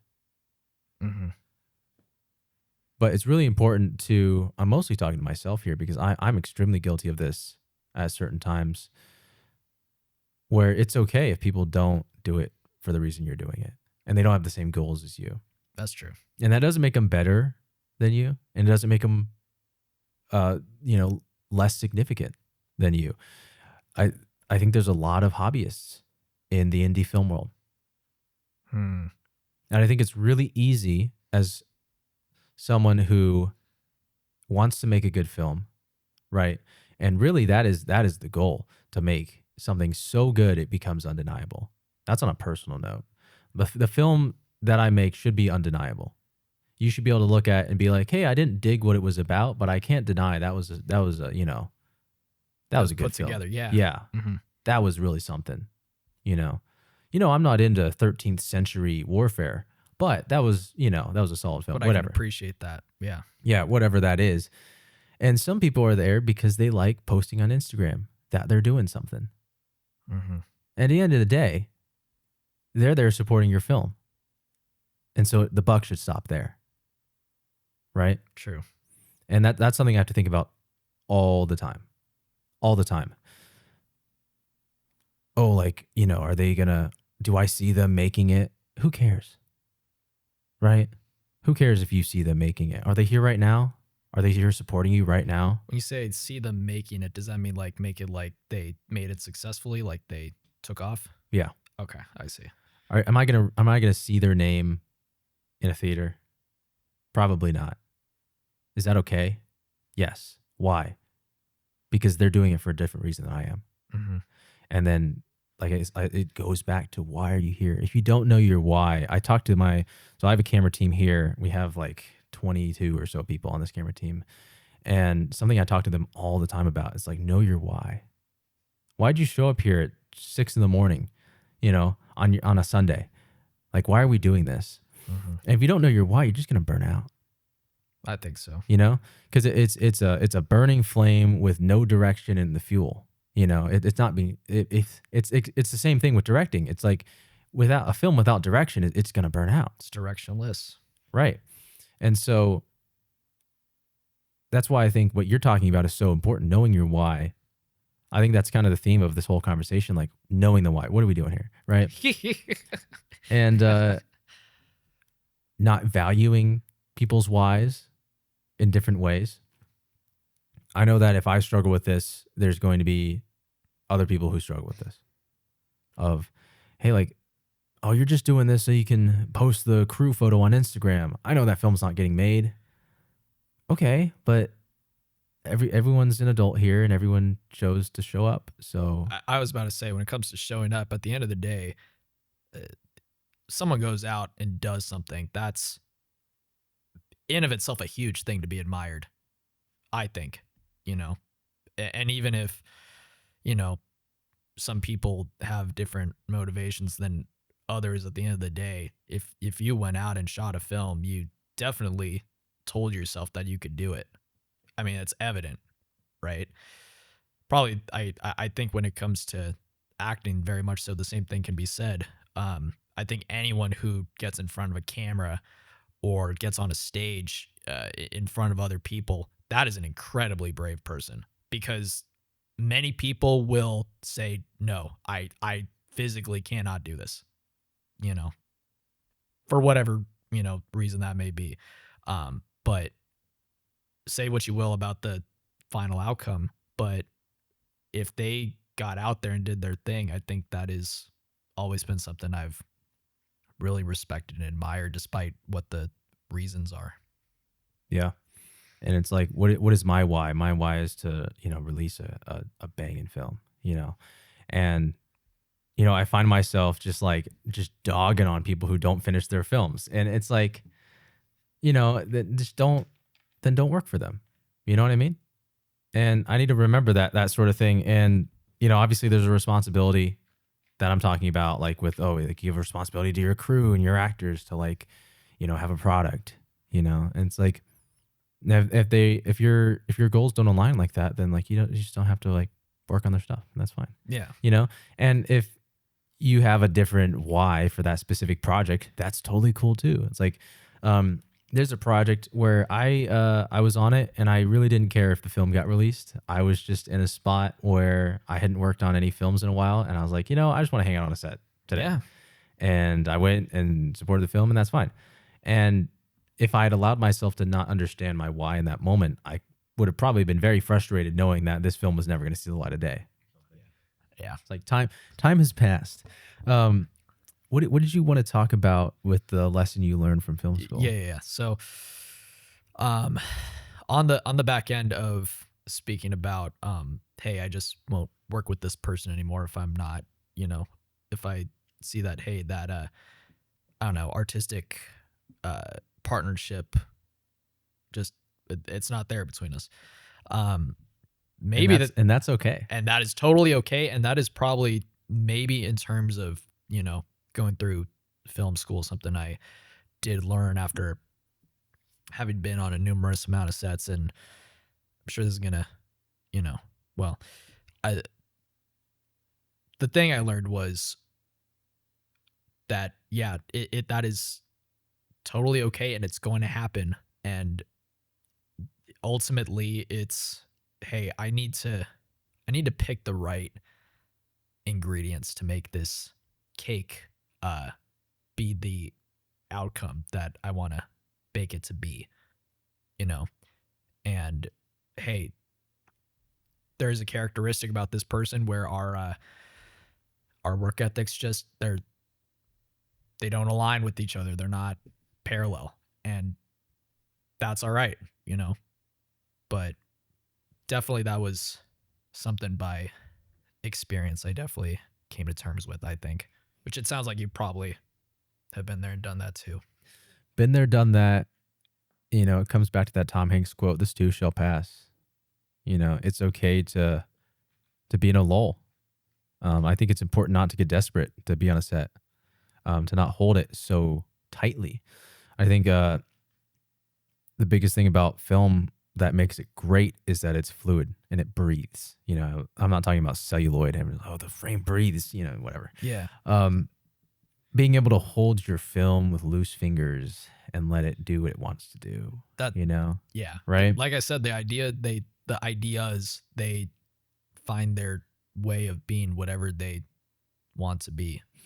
But then transferring that mentality to how you approach real life. Do you know what I mean? And I mean real life as in you working on a set is real life. When we talk about film, that's not real life because it's within a frame, right? Yeah. But, not holding it so close and, I think you said letting go, Yeah. It's I haven't been on a set and whatever. It's that's okay. That's fine. I think when you're talking about right ingredients, it's would I want to eat a cake without yeast? Probably not. Would I want sourdough without yeast? Absolutely not. I think that would be probably a completely different, probably be like slop. It's a different outcome. Yeah. It's a totally different outcome. And I think it's important to be okay waiting for those ingredients.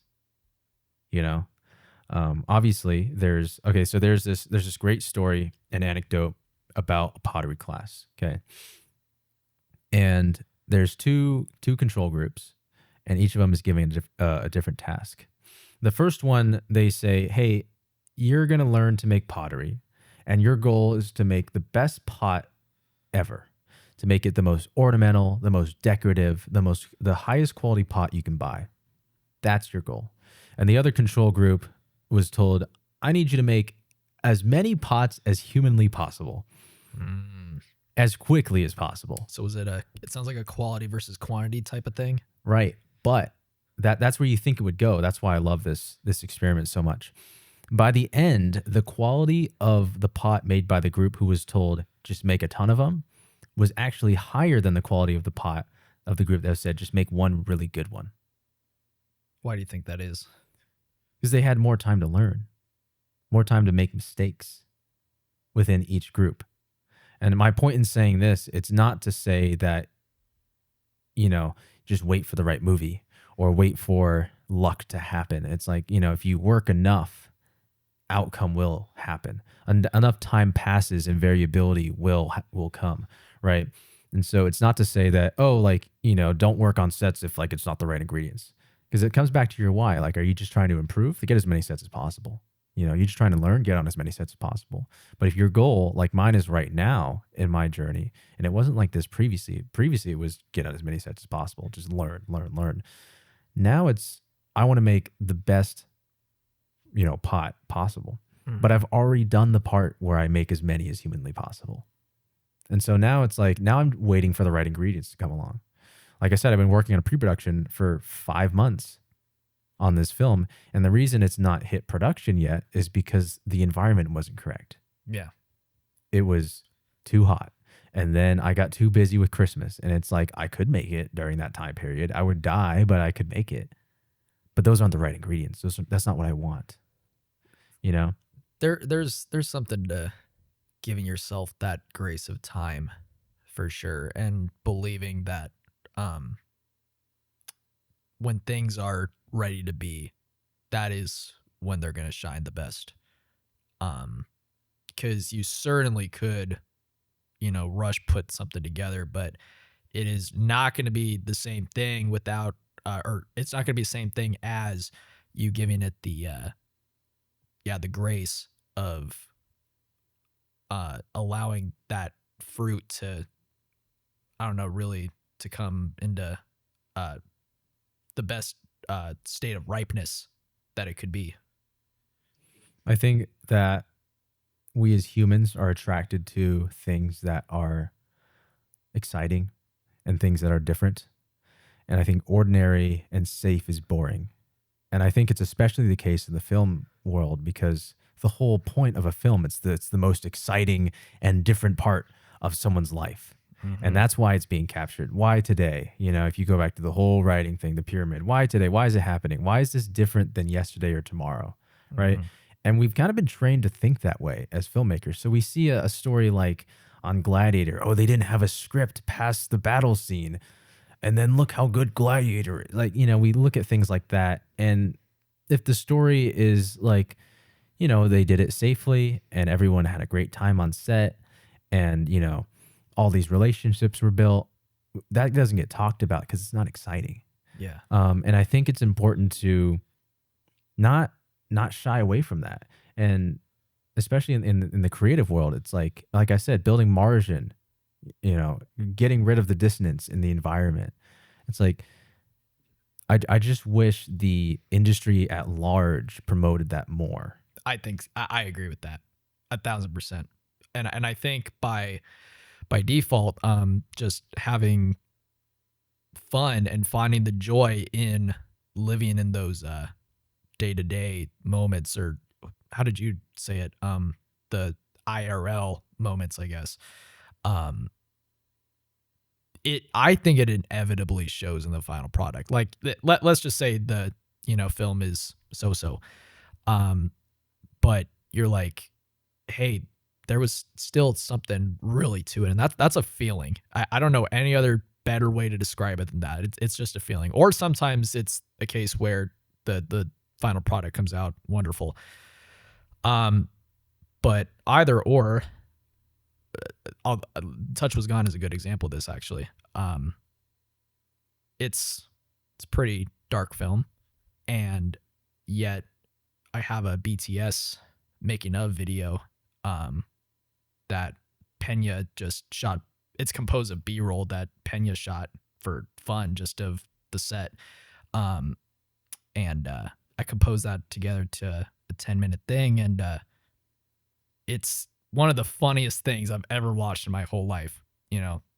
Seeing the environment of that, and it's, but it's. I'm not saying that because we were goofing off. No, that wasn't the case. We were having fun, but still working towards the common goal, and just again finding, I don't know, the joy in, hey, we're here making a movie. Is there really anything more fun than this? Or I don't know if you've had this experience where you talk to someone who is I don't know, not involved in the film community in any sense, or they've never talked to anyone else who has done film, so that's just a total foreign land to them, where they are like, hey, you act, you write, you direct films, that's really fucking cool. You know what I mean? And they seem so flabbergasted by that. And I think about how we may sound a little egotistical, but it's not how I mean it, at least, is like how we must look to I don't know, someone who again is not involved in the arts, and how exciting that must look from the outside POV, you know. Um I don't know, it's definitely fun to realize what it is we're doing. And like I said, I can't name much more fun things than making a film. But Yeah, grounding yourself is really important. Like you talked about with your meditation. It's the same idea. And I don't think it is egotistical or arrogant to say that making a film is cool, because it is, you know. And remembering that, hey, we're making a movie. Like, come on, like, really? You know, and you get caught up in the minutia of things of like, oh, we didn't get this lens. Like, bro, you know, it's every day is a blessing, right? You will only see so many sunsets. mm-hmm. And so it comes back to your why. Are you aligned with your why? Do you even like your why? Do you need to change your why? Right? And it's kind of it's a push and pull game of like how stay on target can I be with my why? when people who are in their 40s or older, they say don't blink. Usually they're saying that meaning, time just flies by. For me, that's a saying that I kind of here and there say, and I'll have people tell me, "You youngster, what do you know about don't blink?" But I'll tell you what I do know about it. I know that life is very short. And like you said, the one inevitable thing that we all know is going to happen to us, by the end is the end itself. And so I think therefore we shouldn't sacrifice any of our waking hours not, I don't know, enjoying it to the best extent that we can, because I don't know about you, but I would hate to be in my final chapters and feel like I don't know, didn't live it to the best that I could, I guess. That's why that's why I like working with you, man. It's because you know that, and it's one thing to know it. It's one thing to understand it. It's one thing to be conscious of it. And I feel how conscious you are of it every time I'm with you on set. Every time we're talking about movies, there's it's like what we said before. What are we doing here? What are we doing here? And yeah. Thank you for always fostering an environment where we can think about that, and then we can ground ourselves and meditate in that and understand, why are we doing this? Oh, this is actually really cool. Let's enjoy this. Let's take it in. Because I know that, you think about anybody, think about their last film. In the midst of it, it's, oh man, like, this is gonna last. Like, we've been doing this forever. Mm-hmm. We've been doing this podcast forever. It's been like 2.5 hours. Tomorrow it's gonna be over. Right. Tomorrow it's in the past. Think about your last film. Your last film's over. It's done. You can't go back. So. Yeah, and I mean, I think it's easy to, man, we're gonna get very, I don't know, it's gonna go into some deeper depths of the water here. But for me, I think when it comes to the idea of our last mark in the sand, or or even death itself, it's, I think, something that a lot of people, it's very easy, I think, for people to get afraid of that. But for me, and this is just me, that's one way to look at it, but I choose to look at it another way. I say, hey, that makes things to me very exciting. You're telling me that if I push myself to,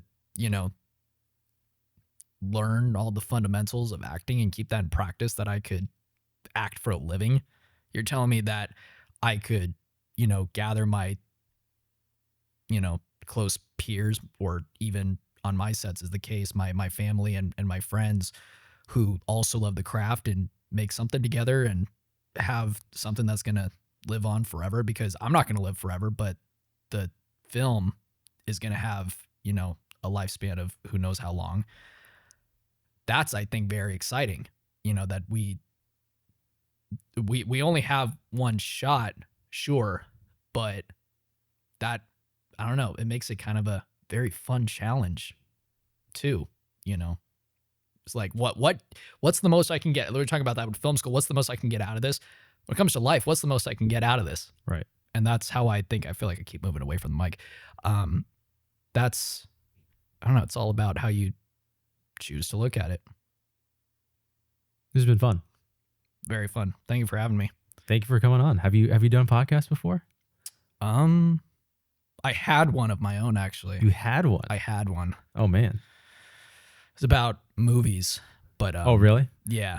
But I don't know. After a while, it was like, what else would it be? what else would it be? But I don't know. For me, I was like, I realized if I'm going to sit down and, just talk to people, talk to like-minded people, I feel like film is one of those things where if I'm going to talk about my favorite movies, that just, I don't know. I'd rather talk about making movies as opposed to something that's already pre-existing and spend time talking about how much I like something or don't like something. Let's talk about making our own thing, But that's just me. I can't speak for anyone else. And ultimately, I mean, I love film just as much as those people and consuming movies like those people do. But I don't know. I wasn't getting a lot of fulfillment out of it, I guess. And now you are. What? The talking about film? Well, now you're getting fulfillment out of it, about what you're doing right now. Yeah. I definitely, just because I made the choice of saying, hey, I'm not getting something out of this, and just shifted gears to where I felt like I was. What else can you do? Not a whole lot. I think that's a good spot to end it. Cool.